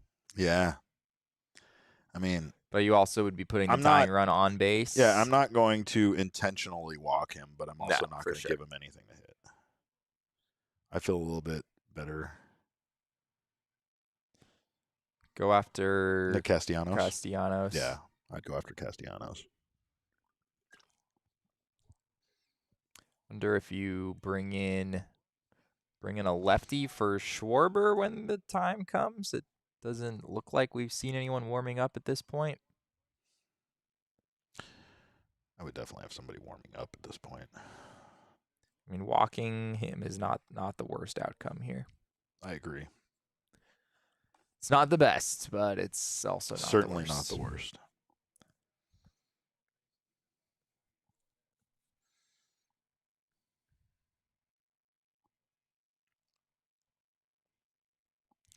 Jack asks a great question. He says, do you guys feel like the next WBC will end up with fewer big names players based off the way some of the Team USA guys have struggled this year? Turner's probably the best example. I know that a lot of the guys that were part of the starting pitching rotation also struggled. I know. Well, I mean, Merrill Kelly's cruising. Merrill Kelly's back. Is cruising. Yeah. I don't feel like I don't know if I don't know if I have to look into it more closely. I just don't blame it on the WBC, but I will say that like having a rushed start to the season, I still feel like the WBC is at a terrible time, and I don't have a better idea of when we could. That's so. Kevin Ginkel might have had an out there between second and third. I guess maybe the rundown lasts so long that eventually Bryce Harper gets into second base anyway. Sure. Taking the sure out there is probably move. not a terrible move. Put you at 2 outs. The Japan guys from the WBC though have been great, haven't they? Yeah. Like Yoshida, he's hitting really well. There's not enough, I think, across the board to say like specifically that guys that were in the WBC are struggling now. Oh, Sean is weighing in. So, I guess I can get in the shot here. So, a lot of them did struggle like off rip. Obviously, Trey Turner's having like a very bad season, especially by Trey Turner standards. Sure. Yeah. What is he? Masataka Yoshida struggled. Like a lot of them started off slow, but have turned it around. I mean, under the Cardinals, they talked about. I don't want to come out here and like say is that Arenado blaming it on the dub? I don't think so. They talked about this a lot today on Talking Baseball. Actually. Interesting. The Cardinals in general, kind of organizationally, have blamed the World Baseball Classic on a lot of their struggles. In part because they lost Yachty, and then some of their pitchers didn't have as much time with oh my God, why am I blanking on the Cardinals catcher? Contreras, right? Wilson Contreras. Yeah. Like the Cardinals have blamed a lot of it on it. Like I said, I mean, Mert's first start wasn't that good. Mert wasn't even that good in the World Baseball Classic, though, to be honest. No. He was. It did seem like there might have been a little bit of a hangover effect. Yeah, I think the D-backs acknowledged it to some degree, but now Merrill Kelly's pitching great, and his numbers for this season. I think a lot of them. I think the World Baseball Classic has been very limited. What's it called? I think the World Baseball Classic led to a lot of slow starts. But I think a lot of them turn around now. To the question that I heard was originally asked, I think I've heard largely, not from players themselves, but like on social media and stuff, that players have a lot of guys have said they want to compete in the next World Baseball Classic because of how fun a lot of the players have said. I think it's increasing in popularity. Yeah, I would agree, and I don't think some of the slow starts that you have seen, especially because you can't directly tie them to the World Baseball Classic, are really going to do much for the World Baseball Classic's attendance as far as star players are concerned. I think, if anything, you will see an increase, like you kind of just said. That's all I got to speak on. Every Diamondbacks fan's favorite high leverage reliever, Scott McGough, is in the game. Yes, sir. Oh, they also talked specifically about their whole episode on Talking Baseball today was why each contender will not make the playoffs, and they kind of mentioned McGough specifically. They singled out Scott McGough? Kind of. Well, they were talking about how kind of good the D-backs bullpen is, with the exception of some of Scott McGough's numbers. Interesting. I don't know. I got to go back and listen to exactly what they were pointing out, but yeah. There's the makings of like a okayish bullpen. I mean, that's sort of what it's been so far. Like Castro and Chafin have kind of held their own at the end, and McGough has had some real clunkers. Kyle Nelson's been pretty good. Joe Mantiply was good when he was here, even though that didn't last for very long. I think specifically the two reasons that they gave for the D-backs not making the playoffs were the fact that they really only have two good starting pitchers. That's valid. Yeah, and the fact that I think they have one of the highest, or I guess worst. So I don't know if I think that's probably lowest. Like first pitch strike percentages, like as batters, like they have first pitches thrown as strikes more than most teams in baseball. And their pitchers, do not get first pitch strikes at a worse rate than almost anybody in baseball. So they're on the worst ends of the spectrums on both offensively and defensively when it comes to first pitch strikes or pitching. Interesting. So that's what they kind of pointed out. But they didn't have like really like strong reasons for why the Diamondbacks won't make playoffs, which I guess is good. I mean, it's amazing they're even in the conversation to begin with, honestly. And meanwhile, they were questioning whether or not teams like the Cardinals should be, which, by the way, on BetMGM Sportsbook, placed a bet for the Cardinals to win the NL Central today. Honestly, that's which I think is going to happen. That's a move that I would 100% make. It was just a good team with a slow start. Yeah. They do have the second best odds. I think it's plus 275, so it's nothing crazy. But I think, again, still, they're better than the Cubs. They're better than the Pirates. Yeah, and obviously it's a wide open division, Brewers. and they have better players. I mean, I think people got scared because Contreras had a slow start, but there's just so much hitting on that team. Exactly. It's like you're not going to keep that down forever. Can't win 75 games with that lineup. It's just impossible. Yeah, unless they all get hurt at the same time or something. Obviously, how bad that division is. There's plenty of opportunity because like everyone was talking about how they were like, oh, this is it. I mean, just end the franchise, sell the team after a month, and they were like, what, 6 games back. Like that division is still wide open. Yeah. All right. That's all I had to talk about. I just want to talk about the World Baseball Classic thing. Thank you. Thanks, Sean. Thanks, Sean, for coming through. Speaking of so many hitters on the Cardinals, Yes. Anybody have any idea where Jordan Walker's at right now? It's a big strikeout. Yeah. It's a big strikeout for Scott McGuff. Let's go, Scott McGuff. Atta boy. Heard he got sent down, maybe? That's a nice pitch. His splitter, it's weird to me because his splitter, like, guys don't really seem to hit it very much unless he throws it right down the middle, which he does from time to time. But it doesn't really feel like it has that much movement. Like, I've never gotten the sense that Scott McGuff's splitter is like this nasty pitch. I think the movement profile is a little below average according to some of the StatCast numbers, but it's kind of working for him.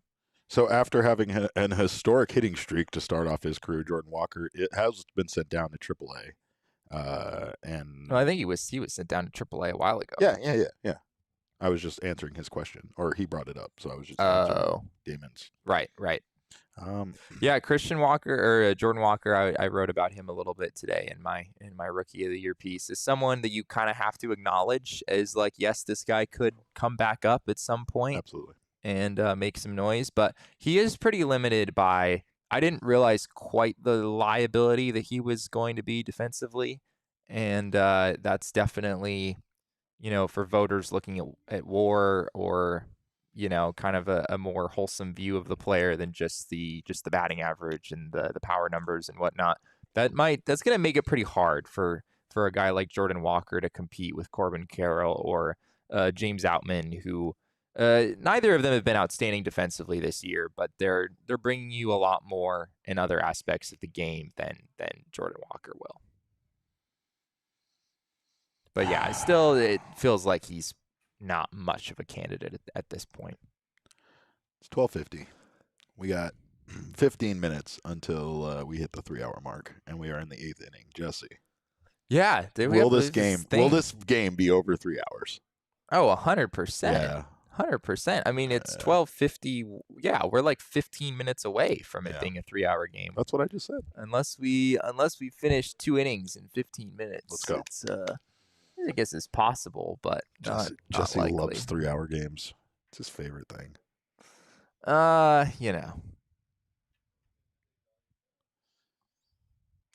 So yeah, like this is where I think it's maybe a little bit hard to. I mean, we're talking about the reverse split thing earlier with Nick Ahmed, so I guess maybe you do want him hitting because there's a righty on the mound and seems to be seeing the ball well against righties. But yikes on that call! Yeah, that was a little bit low. My goodness. You really could use the wow. It's a wonder he made contact with that pitch. Oh boy.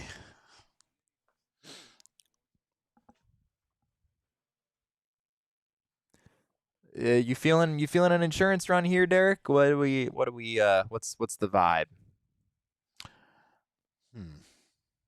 I'm feeling they need an insurance run if that's what you're asking me. But will they get one is the question. He just struck out on like a hanging slider.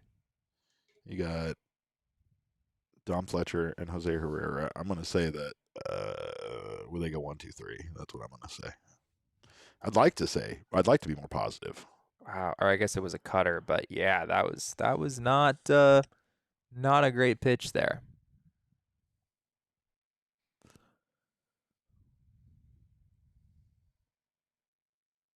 The Ahmed Fletcher Herrera part of the lineup is really just the whole bottom of the lineup, including Pavin Smith, has been not great here in this one.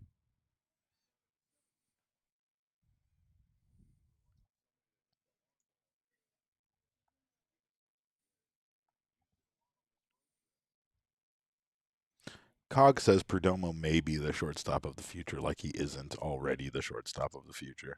Well, I mean, there's this guy named Jordan Lawler in AA that maybe have something to say about that. Who? But Perdomo is the future of baseball, let alone the Diamondbacks shortstop position. Right. He's right. Not often do I think Damon gets this team more than Jesse, but I think this is one of those instances there. I'd have to say that's the case. Fair enough. Write an article on that, Jesse. Yeah. put that in your computer and smoke it. I don't know. That doesn't really make any sense. But still.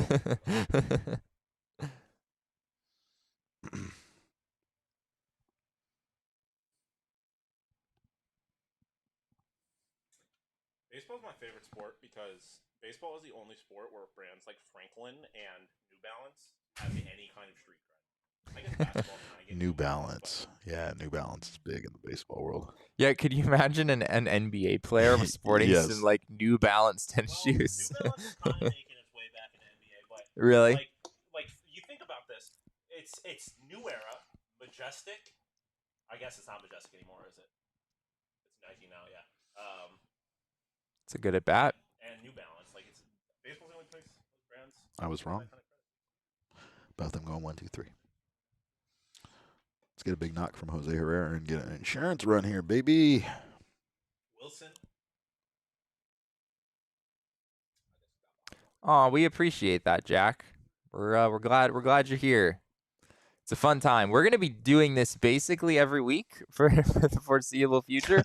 So I think PHNX as a whole, we do one watch along every week, and now that we're into these summer sports, it's pretty much just baseball. So you're gonna have us pretty much every week doing a watch along for the foreseeable future. You might get sick of us eventually, but this guy too. Yeah. Oh yeah. He's also going to scream about cheese companies, so that's something that you got to buckle in for. I don't know where his beef with the Antonellis started, but it's strong. We're the Antonellis.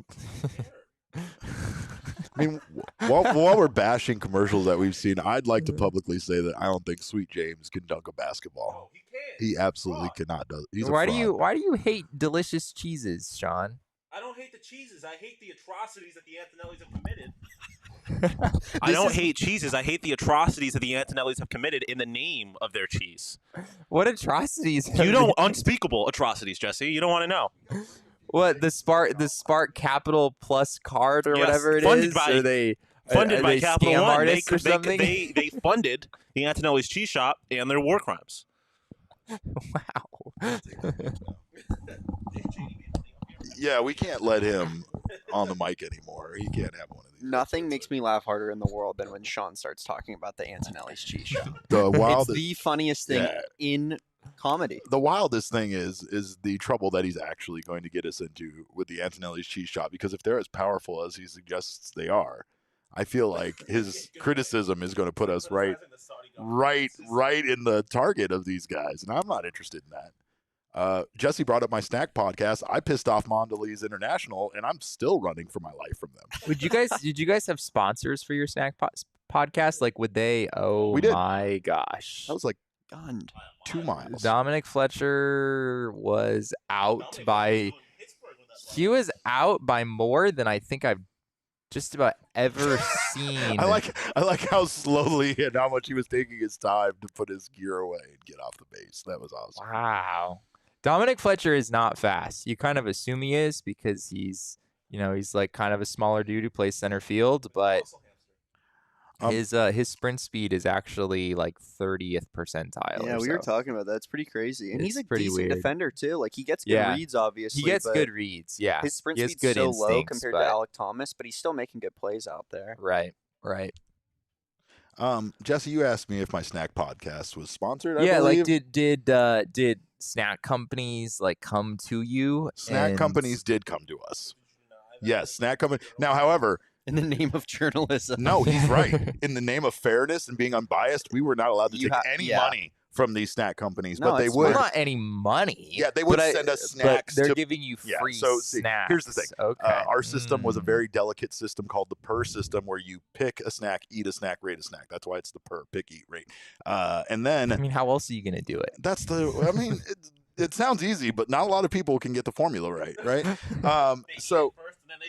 they fucking eat it. They eat it, then they pick it, or they rate it before they pick it. Like, that doesn't make any goddamn sense at all. How on earth do you mess that up? It's easier said than done. But then, we became friends with quite a few companies who proceeded to send us their snacks for us to rate. They wanted to make sure that it was of quality that they said. Jack Link's, a stand-up company. They sent us snacks quite a bit. And then they sent us an apology letter for their bacon. They had these breakfast snacks that were just god awful, and rightfully so. We bashed them on our show, and yeah, they sent us an apology letter for them being so bad. They also sent us little lunch boxes, which I feel like was trying to sweeten the deal. They were really trying to get us on on their good side, and it worked. So sending me free stuff always wins me over. So Scott McGuff is back on the mound here in the 8th inning. Fun fact, I stole that snack podcast from Tom Cavanaugh and Michael Ian Black, which were two kind of well-known actors and celebrities at the time. When Michael Ian Black found out about our podcast, not only did he not sue us, but then he joined us on an episode to pick, eat, and rate snacks. So just goes to show there's decent people out there in the world. Tom Cavanaugh is not one of them, but Michael Ian Black is for sure. Tom Cavanaugh played the Flash, so I mean, come on. Yeah, that Schwarber McGuff at bat yesterday. Yes. Dominic Fletcher making Huge. that play. Huge. Cogs is now hungry for another triple dipper. Triple dipper Cogs. Well, we're calling you from now on. Wait, so the triple dipper is the appetizer at Chili's? The appetizer at is? Chili's, Okay. that's right. You go sliders, you go buffalo bites or whatever they call them, boneless wings, and Southwest egg rolls, which are really, like, you could just get Southwest egg rolls, and I'm sure you're going to have a great afternoon. But the mix of sliders and buffalo wings with it just puts it over the top. Walking Kyle Schwarber is no way to start a key inning here. Ooh, they got a gift there. That was 8 inches off the outside part of the plate, and Schwarber flies out. We're talking wrestling in the chat, by the way. Becky versus Trish. Good stuff. Can't wait for that. And we is in Mark. Mark's always talking AZ wrestling. Sports in the Girl chat. is in on it too, so don't you dare. All right, fair enough. Fair enough. There's 2 of them.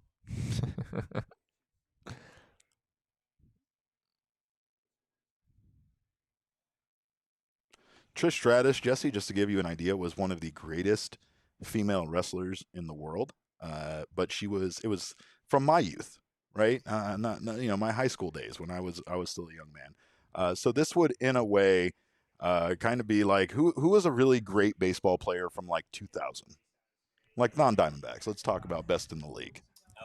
Alex All right. Rodriguez, yeah. This would be like Alex Barry Rodriguez Bonds. just coming out of retirement and joining a team, and then being in the playoffs as a main part of that team. It's the best comparison I can make to this Trish Stratus match that's coming on, but I know you don't care. No, Totri's not at all. back, so I feel a lot better about this game now that Totri's back in his spot. But I don't. Are you staying? Yeah, I just you look like you skin the Lorax and put them on your shoes. Skin the Lorax. Loraxes are fuzzy, first of all. Jackass. Come on. Tochi, are you wearing a Toy Story shirt? Yeah. Wow. I would think you would know more about cartoons wearing a Toy Story shirt, but obviously you don't. These are the That's shoes like the he's classiest referencing. thing that Tochi's ever done. Pretty sure. What? Wear Can't lose with that. a Toy Story shirt? Guys. Yeah. Wear a Toy Story shirt. Yeah. Yeah, I think so. No. He's saying you're No. classless other times. Those But- words came out of your mouth, not I mine. want the Diamondbacks to win this game, Jesse.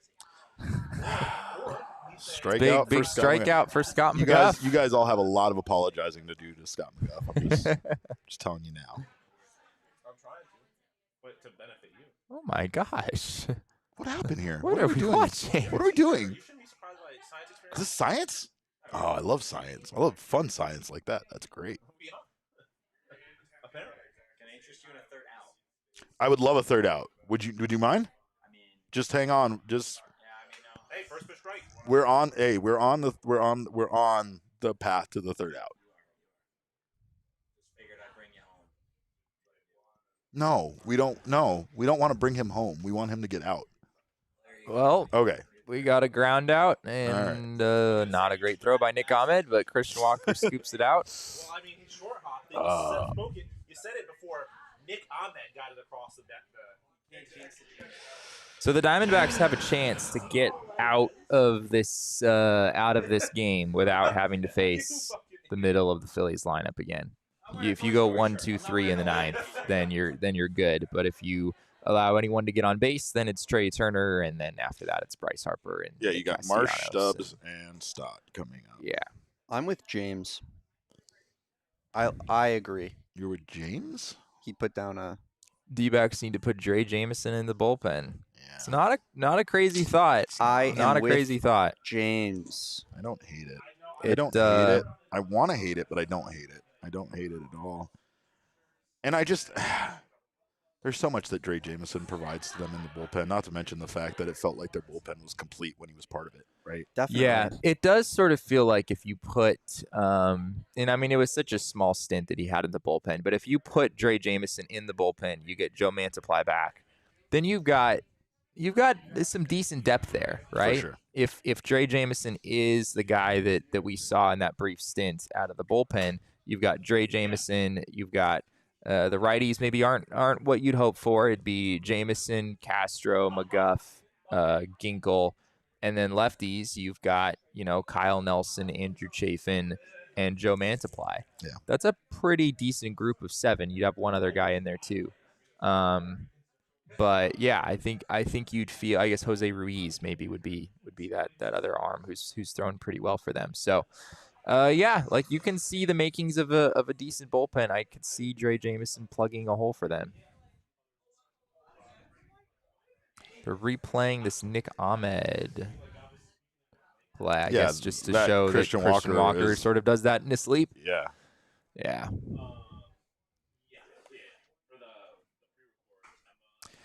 Well, I guess insurance runs are a nice thing to have, and maybe the D-backs will oblige here in the 9th inning. They haven't scored since the 3rd.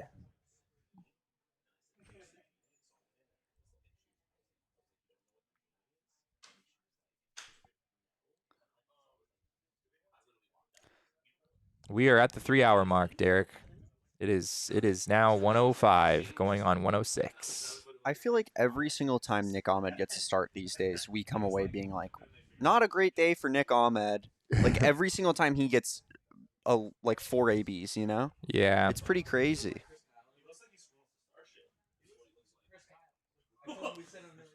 I know Tori's such a loyal guy, but sometimes you just got to make tough decisions, I feel like. Yeah. So, who are we going to in the 9th inning, do you think, Derek? Austin Adams. I'm sort of leaning towards Austin Adams. Austin Adams. Let's go. I guess Jose Ruiz is still back there. He only threw 8 pitches yesterday, so he's pretty fresh. Austin Adams threw 15 on Monday, 11 on Saturday, so he's in a pretty good spot too. So they have their choice there, I think. You wouldn't go. Chafin has gone 3 out of 4. Castro's gone 3 out of 4. And Nelson's gone 3 out of 4. So all of those guys are definitely out. You've already used McGuff and Ginkel in this game. So yeah, unless they stick with McGuff, which would be a little odd. Don't think they will do that. Yeah, you're probably looking at Austin Adams. Austin Adams or Jose Ruiz, one of the two. Nope. It'll be interesting. I'd have to look it up. I don't think we've had a true save situation outside of Castro and Chafin. I think Dre Jameson might have had one at one point. But yeah, the D-backs have been able to pretty much go with one of those guys every single time. Austin Adams does really struggle to throw strikes, so that's kind of the thing you worry about a little bit if you go to him there.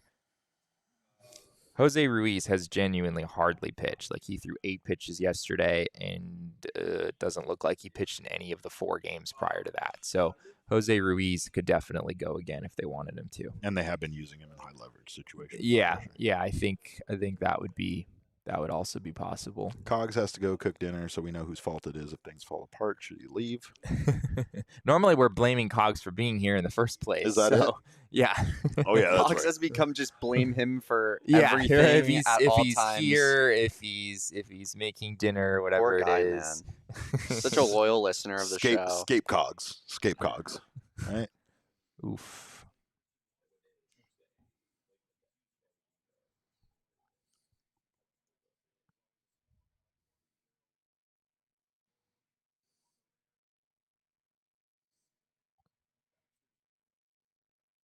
Scott McGuff's ERA is down to 3.86, y'all. Yeah. It's going to take his FIP a long time to come down because he gave up so many home runs that That's all that matters to me. FIP. Yeah, the FIP is really all we care about. I remember Zach Greinke, I think in an interview at one point, he said that he really pitches to try to keep his FIP low. Like that was kind of his mindset, and that's when Zach Greinke just became my the greatest pitcher, the greatest pitcher of all time. Yeah, it's just all out legend.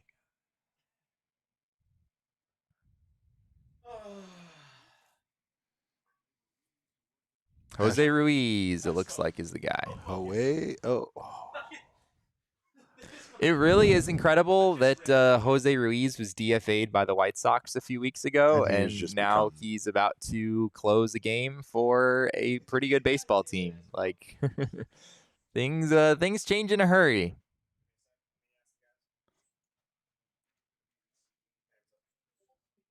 Hi, Max. What are you doing?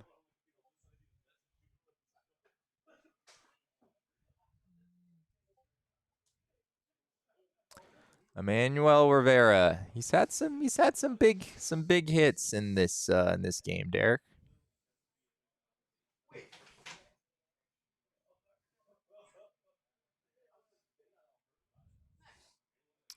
I didn't get all that. So to the bottom of the ninth we go with Jose Ruiz on the mound for the Diamondbacks.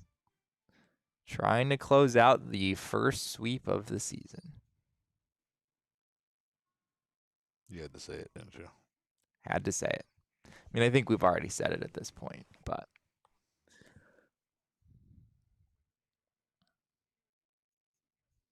Yeah, I know Tori was asked the other day, what situations he would use Austin Adams in, and I think he said, we're not afraid to use him in high leverage situations. We believe in him in those spots. But he did sort of also talk about trying to give him a little bit of a softer landing. I mean, he's straight up from AAA and had a fairly significant surgery last year. So it kind of makes sense to, give him a little bit of a softer landing in his first couple weeks in the big leagues here. No, he just so happened to be watching their podcast at the exact same time he had just got to that part. That's great. I don't know where.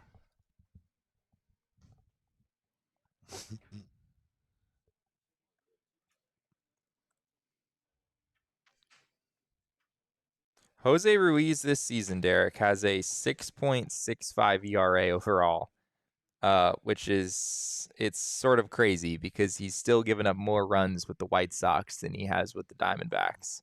And he threw 3 2/3 innings with the White Sox and has thrown 18 with the Diamondbacks.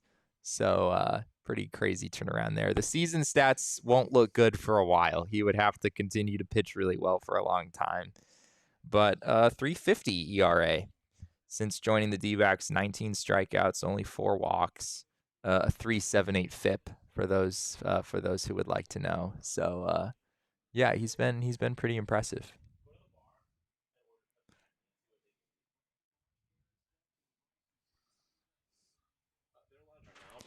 How do we feel here, Derek? What's your confidence level? 66%, just like Jose Ruiz's number. Okay. Now they have a 2-run lead, so I feel a little bit better about that. But I mean, it is what it is. Yeah, this would be big. This would be. You got the Phillies at the beginning of the year. We looked at this series as being like, oh yeah, the Phillies are, that's the team when the schedule shifts and you're starting to face, the level of competition ticks up from it being not very good in the first couple weeks of May. But what we've seen is this Phillies team just frankly doesn't look very good, and I think you're more so looking to next series against the Boston Red Sox is when the things kind of flip a little bit. Although the Red Sox are far from a perfect team in their own right.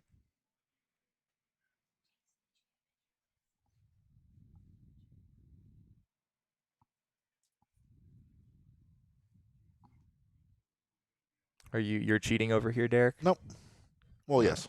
Yeah, I'm sorry. Right. Yes, I am cheating. But I mean, I wasn't looking. I was on my phone.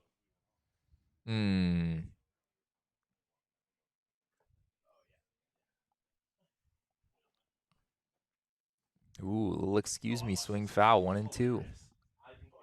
It's a nice pitch. As soon as Carly Rae jumps the thing, and he just throws his hands up and walks away. This is the last game of. Has this been a 10 game road trip? They had I think it's 3 9, against isn't Oakland. it? Yeah, 3 it's against 3 Oakland. against all 3 teams. So you got a chance to go 7 and 2 on a 9-game road trip, and that was paint on the outside corner. Nice strike. Let's go, Jose Ruiz.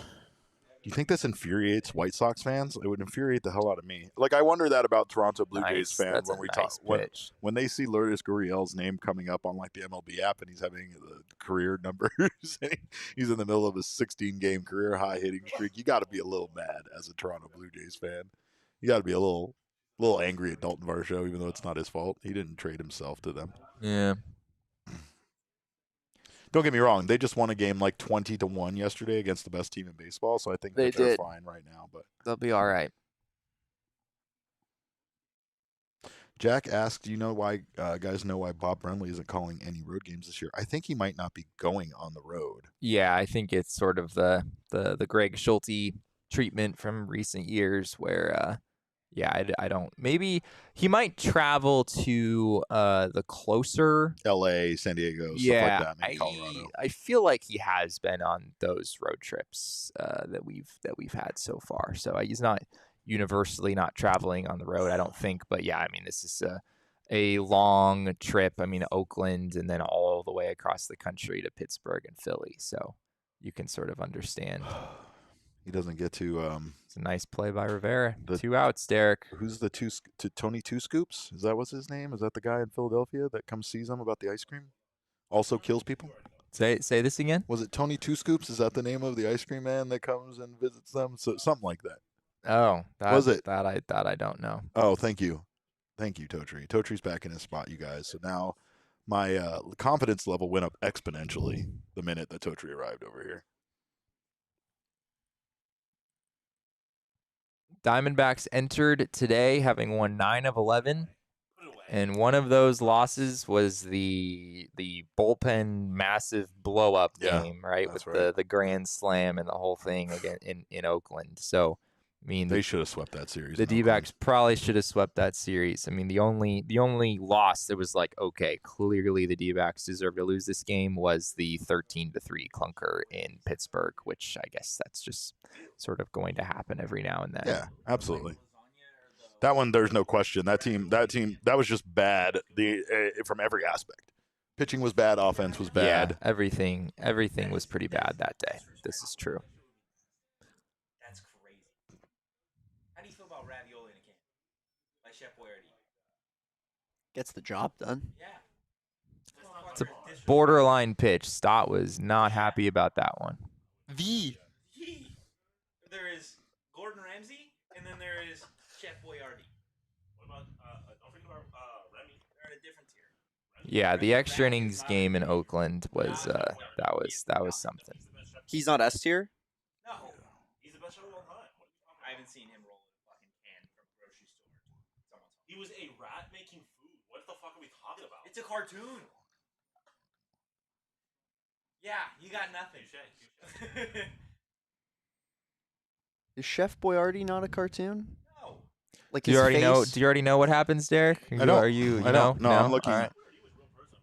With the win, they would be at 10-2. The game will continue. Yeah, it sure will.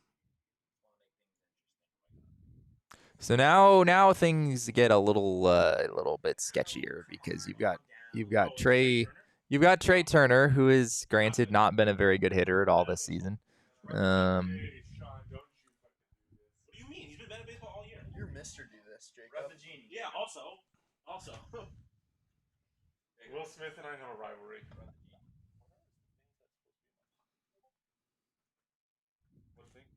Motherfucker. Yeah, what did Sean say? Motherfucker, Sean. Oh God. Sean, Wow. Sean, speak for yourself. Oh my God. Wow. Wow. I don't know when I'll be putting on this headset again. Because there's a drive to deep left field by Trey Turner. I don't know what you want me. I got no words for you. This is 100% Sean's fault. Apologize from the bottom of my heart. That was one of the worst pitches that you'll see thrown in a Major League Baseball game. apologize to the people that signed my checks. Listen, all I'll say is, statistically speaking, that was unlikely. Statistically speaking, that was unlikely. Oh man, there's a kid in the bag with a sign that says "I skipped school to see Trey Turner." Well, boy, did you. Well, here's where you go back to the D-backs having the bases loaded, nobody out. Bryce Harper really good at game baseball, and not scoring a run. Bryce Harper's really good at baseball. Strike. He just got that call on the last batter. Bryce Harper's really good at baseball. That's all I'm saying. Well, we might have some free baseball hashtag awaiting blame us Sean here. for sure. Get it trending. That's my fault. I got literally nothing to say. Someone put a hashtag blame Cogs in the chat. Did Cogs say something before I did? Because that's No, people just like to blame Cogs around here for just about everything. Yeah, no, I deserve all of this. I literally don't know. Yeah, this is not a good look for you, Sean. Yeah, Not a good no. look. Literally, it's one of the worst looks ever. I don't think I could have had a more instant, like, here are the consequences of your actions. Yeah. That's what happened. No, I besmirched the good name of Chef Boyardee, and I had to pay the price. It looks like they're sort of pitching around Bryce Harper I would probably do the same thing. Yeah. What do you have to lose? Yeah, I mean, at this point, I mean, if you put him on, then a gapper can win the game, but I think you'd rather let someone else beat you. And sure enough, the unintentional intentional walk. His robot arm. There you go. Do you not pinch run for him in this situation? No, I don't think you can because there's such a high likelihood of extra innings. I guess that's you can't true. take Bryce Harper out of the game. Yeah, with 2 outs, yeah. Was Castro on Castro and Chafin, yeah, they weren't They're not available. available. They've gone 3 of the last 4 and 2 straight. There's just no way. But it goes back to yesterday not being able to knock in a few extra runs. Oh my God! Speaking of widen the gap. Well, remember I was just talking about I was making a Tom Brenneman reference. This is not the guy I wanted to see at the plate. Yeah, this could end very poorly for you. Dude, this could end very poorly. I'm going home for the day. I hope you all know that. If this goes poorly for me, what a pitch, what a call. Specifically if it's left field, I'm going home for the day. Oh man. For real, they are cursed. Wow, he wanted to though. That was a nice pitch.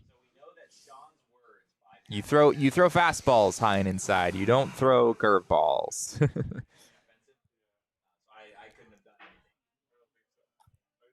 Yeah, that's a good point. Also, Bryce Harper is reasonably fast. I guess that's true. All right. Free baseball, Jesse. Free baseball. Free baseball. This the whole bullpen blow up and then extra innings thing didn't go so well for this team in Oakland. But here we go again. I can't believe that. Yeah, that 2 outs. Dude, two outs, bases empty in the 9th inning, single 2-run dinger, tie game. The longer I think about it, the more sick to my stomach I am. That is rough. Somebody gets it. Ask him how he feels about Chef Boyardee. 2 words. 3 words. This offense has been pretty dang silent here, like since the early part of this game. So decent part of the lineup do up.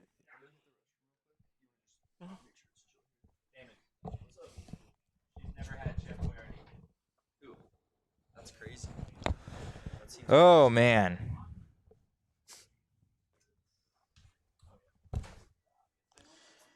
So Craig Kimbrell coming up here. Is everyone's leaving me? Is that what's happening right now?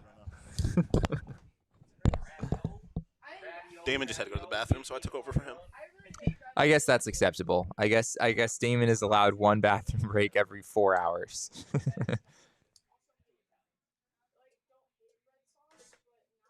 Hey, what are we doing here? He's talking bad about So the D-backs have Emmanuel Rivera starting at second base, which is not necessarily the ideal base runner. And then you've got Walker, Rojas, Pavin Smith due up. And as far as the bullpen goes, Derek, I guess unless they want to bring Jose Ruiz in again, which I suspect they would not want to do, you're probably looking at Austin Adams coming in for the 10th inning. I don't think any of that's true.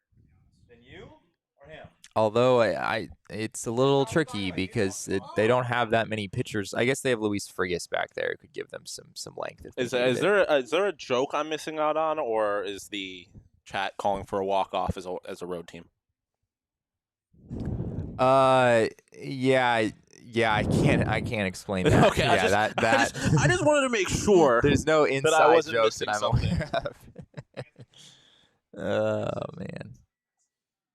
I don't know if hypothetically Christian Walker were to do something significant that would result in the Diamondbacks taking the lead and ultimately winning the game. Could you call that a walk-off? No, because you have to walk back onto the field to play defense. I know, but just to play on words, right? Because it's Christian walker-off. Walker. It's a walker-off. Yeah, Okay, yeah. I guess I see what you're I saying. know how baseball works, I guess what you're Derek. saying. Yeah, well, Sean. I mean, I know. That's I know, why I was. I know that wouldn't be an actual walk-off. Here is I'm now confusing you. Yeah, too. it That's was. great. You're so used to Oh, you called me correcting. there? I'm Yeah, so used to correcting you. I don't know. I know. I get it. Christian Walker, this would be a decent time to sort of break through with runners in scoring position.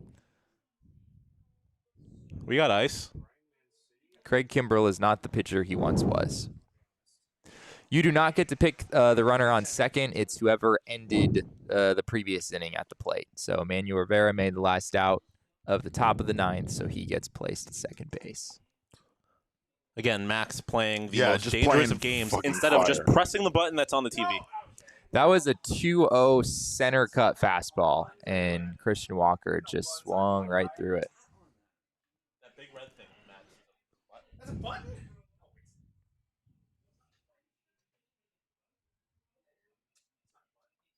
That's a nice pitch. Wow, he did not get the call. Man. It'd be a real shame if I accidentally switched the input. I don't blame the Phillies dugout being not so happy about that. Max, get it real close to the sensor and leave it there before you turn this TV off. I don't like it. Oh, wait, is there Do you believe in Christian Walker here, Derek? batteries in it? I mean, I do, but Christian Walker's really been struggling. So, especially with runners in scoring position. It's true. If Emmanuel Rivera was at first, he'd probably hit a dinger. Can you put in a request like? Can we just move him from second back to first? No, there's a fly out. Oh, it's not going to move him up. Yeah, the D-backs were 2 for 14 with runners in scoring position yesterday, and that makes 2 for 13 now today. I thought you said so froze, Bo. It was so bad last week in Oakland. The D-backs didn't even as much as move up the runner from second base in three separate extra innings. Yeah. They have not been good in these situations at all. And yeah, you do feel like there might be a spot where Lourdes Gurriel would become useful off the bench. So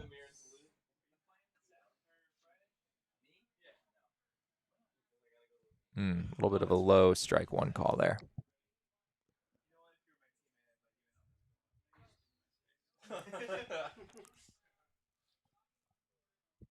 Yeah, if they could pick who was on second base, they definitely would. Probably they would not have picked Emmanuel Rivera. Oh man. Josh Rojas is just really, really pretty in between at the plate right now.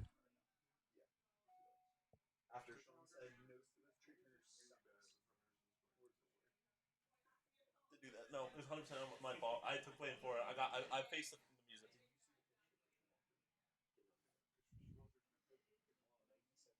Sort of a get off me swing there.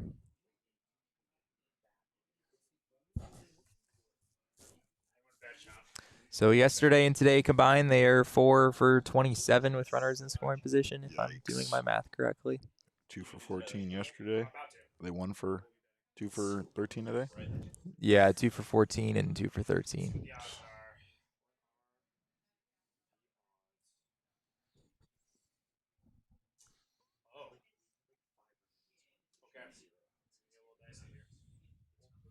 Andrew Chafin and Miguel Castro can't pitch every day. That's sort of the moral of the story here.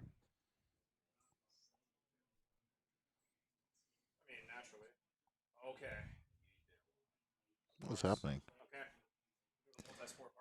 Yeah, what is happening? What is here? happening? Let's go.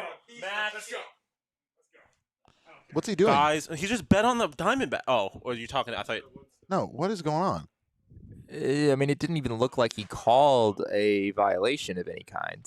I don't understand.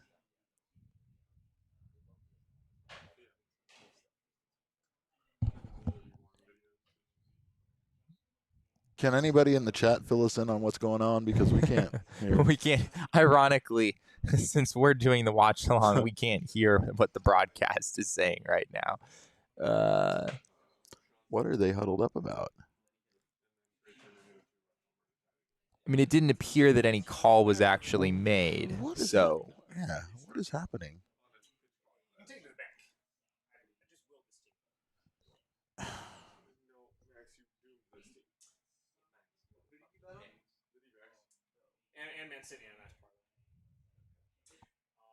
This is fascinating. Yeah, I mean, I haven't seen any indication that they're actually calling a pitch clock violation on Josh Rojas. Otherwise, he would be heading back to the dugout. It looked like it was maybe relating. I don't think he had used his timeout in the at-bat. So maybe relating to him being like a little bit unclear with trying to call his timeout.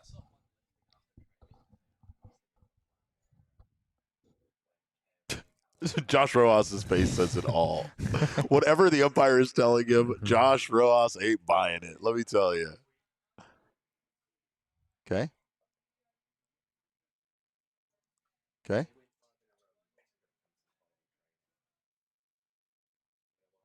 I mean, it looked like he stepped out. So now he got. So now they're calling a violation on Craig Kimbrell. What in the? What is this madness? Oh, now we get to talk with Rob Thompson. Oh my God, Rob Thompson's getting tossed. Rob Thompson is not happy. Yeah, he's getting tossed. Rob Thompson, the second sexiest manager in all of baseball. Is that what it was? Rob Thompson. Who was first? Buck Showalter. Right. Torey Lovullo was number 3. Of course, Buck Showalter is first. With his jacket game is on fleek. Well, now we just get to sort of sit around here, and they haven't shown a replay of this, but I presume just sort of a run-of-the-mill violation here. Yeah, so it'd be a 1-2 count, and we can play baseball again. Unless they're calling the violation because Craig Kimbrell did not allow Josh Rojas to get set up in the box before getting set. I have no idea, Jesse. This game is falling apart. All right, let's see what we got here. And to do this in front of Philadelphia Phillies fans, you're really taking your life in your own hands when it comes to this. Yeah, absolutely. Yeah, that one is obvious. Face. Yeah. Josh Rojas did not. Josh Rojas getting a call yet. in his favor and still pissed off. Yeah. Rojas was not set up in the box, and Craig Kimbrell was already set. That's an easy one.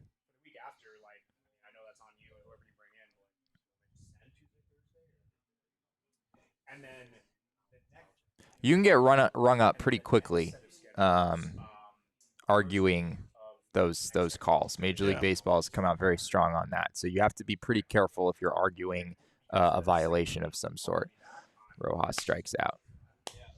Man, this team is broken with runners in scoring position, Derek. It's a wonder that they are as hot as they are when they just can't they just can't buy the big hit like late in the game.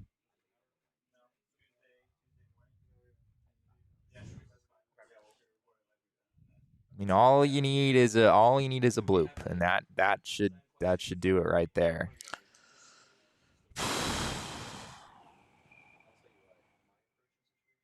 That was a pitch to hit right there. Yeah, Josh Rojas it has been pretty bad. I think his defense has been so good that, like, I don't know if you can really send him down at this point. Pavin chasing a bad pitch down.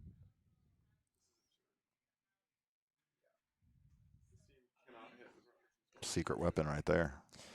Yeah, I mean, they have yet to pull the trigger on that. I'm guessing maybe for Nick Ahmed they would do that, but not for Pavin when you've got an opposite-handed pitcher on the mound.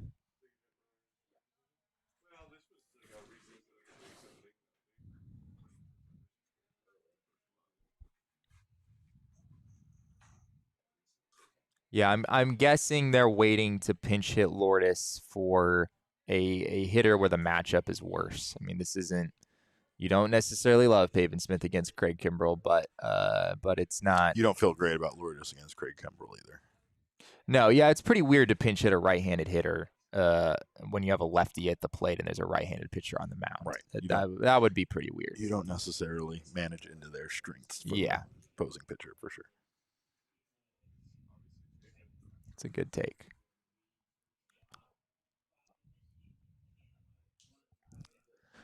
Uh-oh. The Zelly Zell has needs a comeback. Last leg of his parlay. Got to do it for Zelly Zell. This is what the people care about.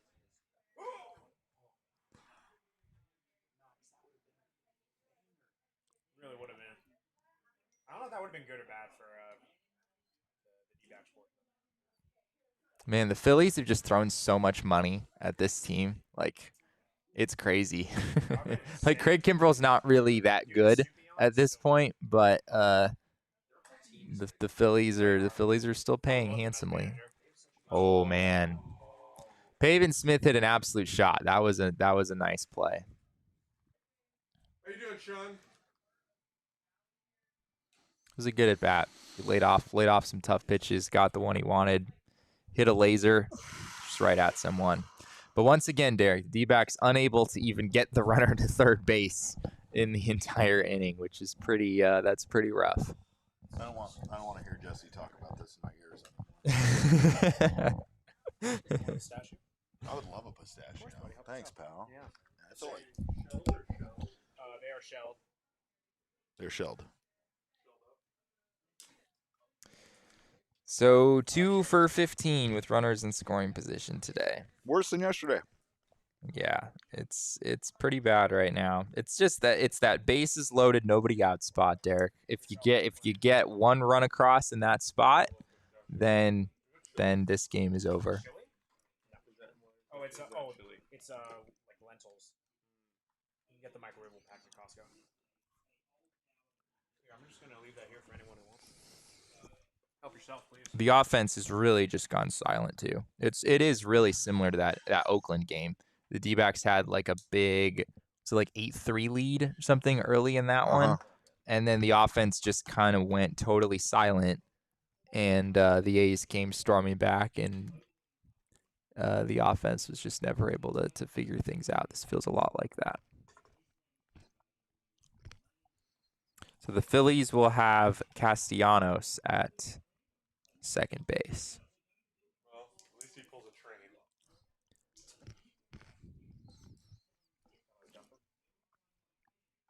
And it looks like the D-backs are sticking with Jose Ruiz.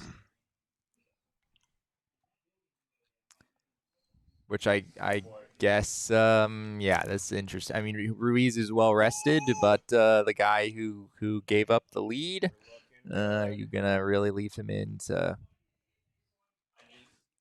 It's a tough spot here. The big picture still is that if the Diamondbacks if the Diamondbacks do lose this game, you still took 2 out of 3. You sort of did what you were looking to do in Philly. I mean, it's still a very successful road trip, but it is. I mean, they've left some games. They've left some games on the table the last couple weeks for sure. So Kyle Schwarber's been intentionally walked. Interesting. Cody Clemens, who I think has like better overall numbers, is hitting instead. Oh boy, Jose Herrera, man. Jose Herrera is he is really. Yep. That's tough. You didn't think that Jose Herrera would be costing you with his glove. Like that was kind of the thing that you were like, okay, yeah, Herrera is such a negative offensively, but you can sort of stomach it because of what he does behind the plate. But yeah, I mean that almost like second and third, nobody out. I mean it's nearly impossible. I mean that's just a enormous mistake and his second one of the game. Yep. His third defensive mistake of the game, honestly. If you count the play there with Emmanuel Rivera earlier. And now you've got a 3-0 count.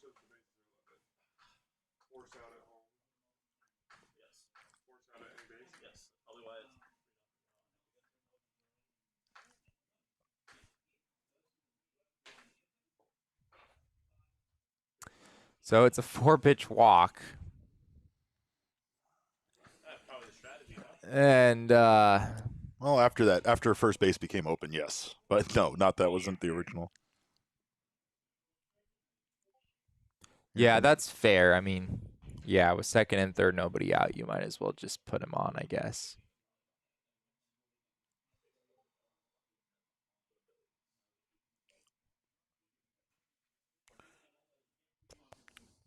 They're just riding it out with Jose Ruiz here.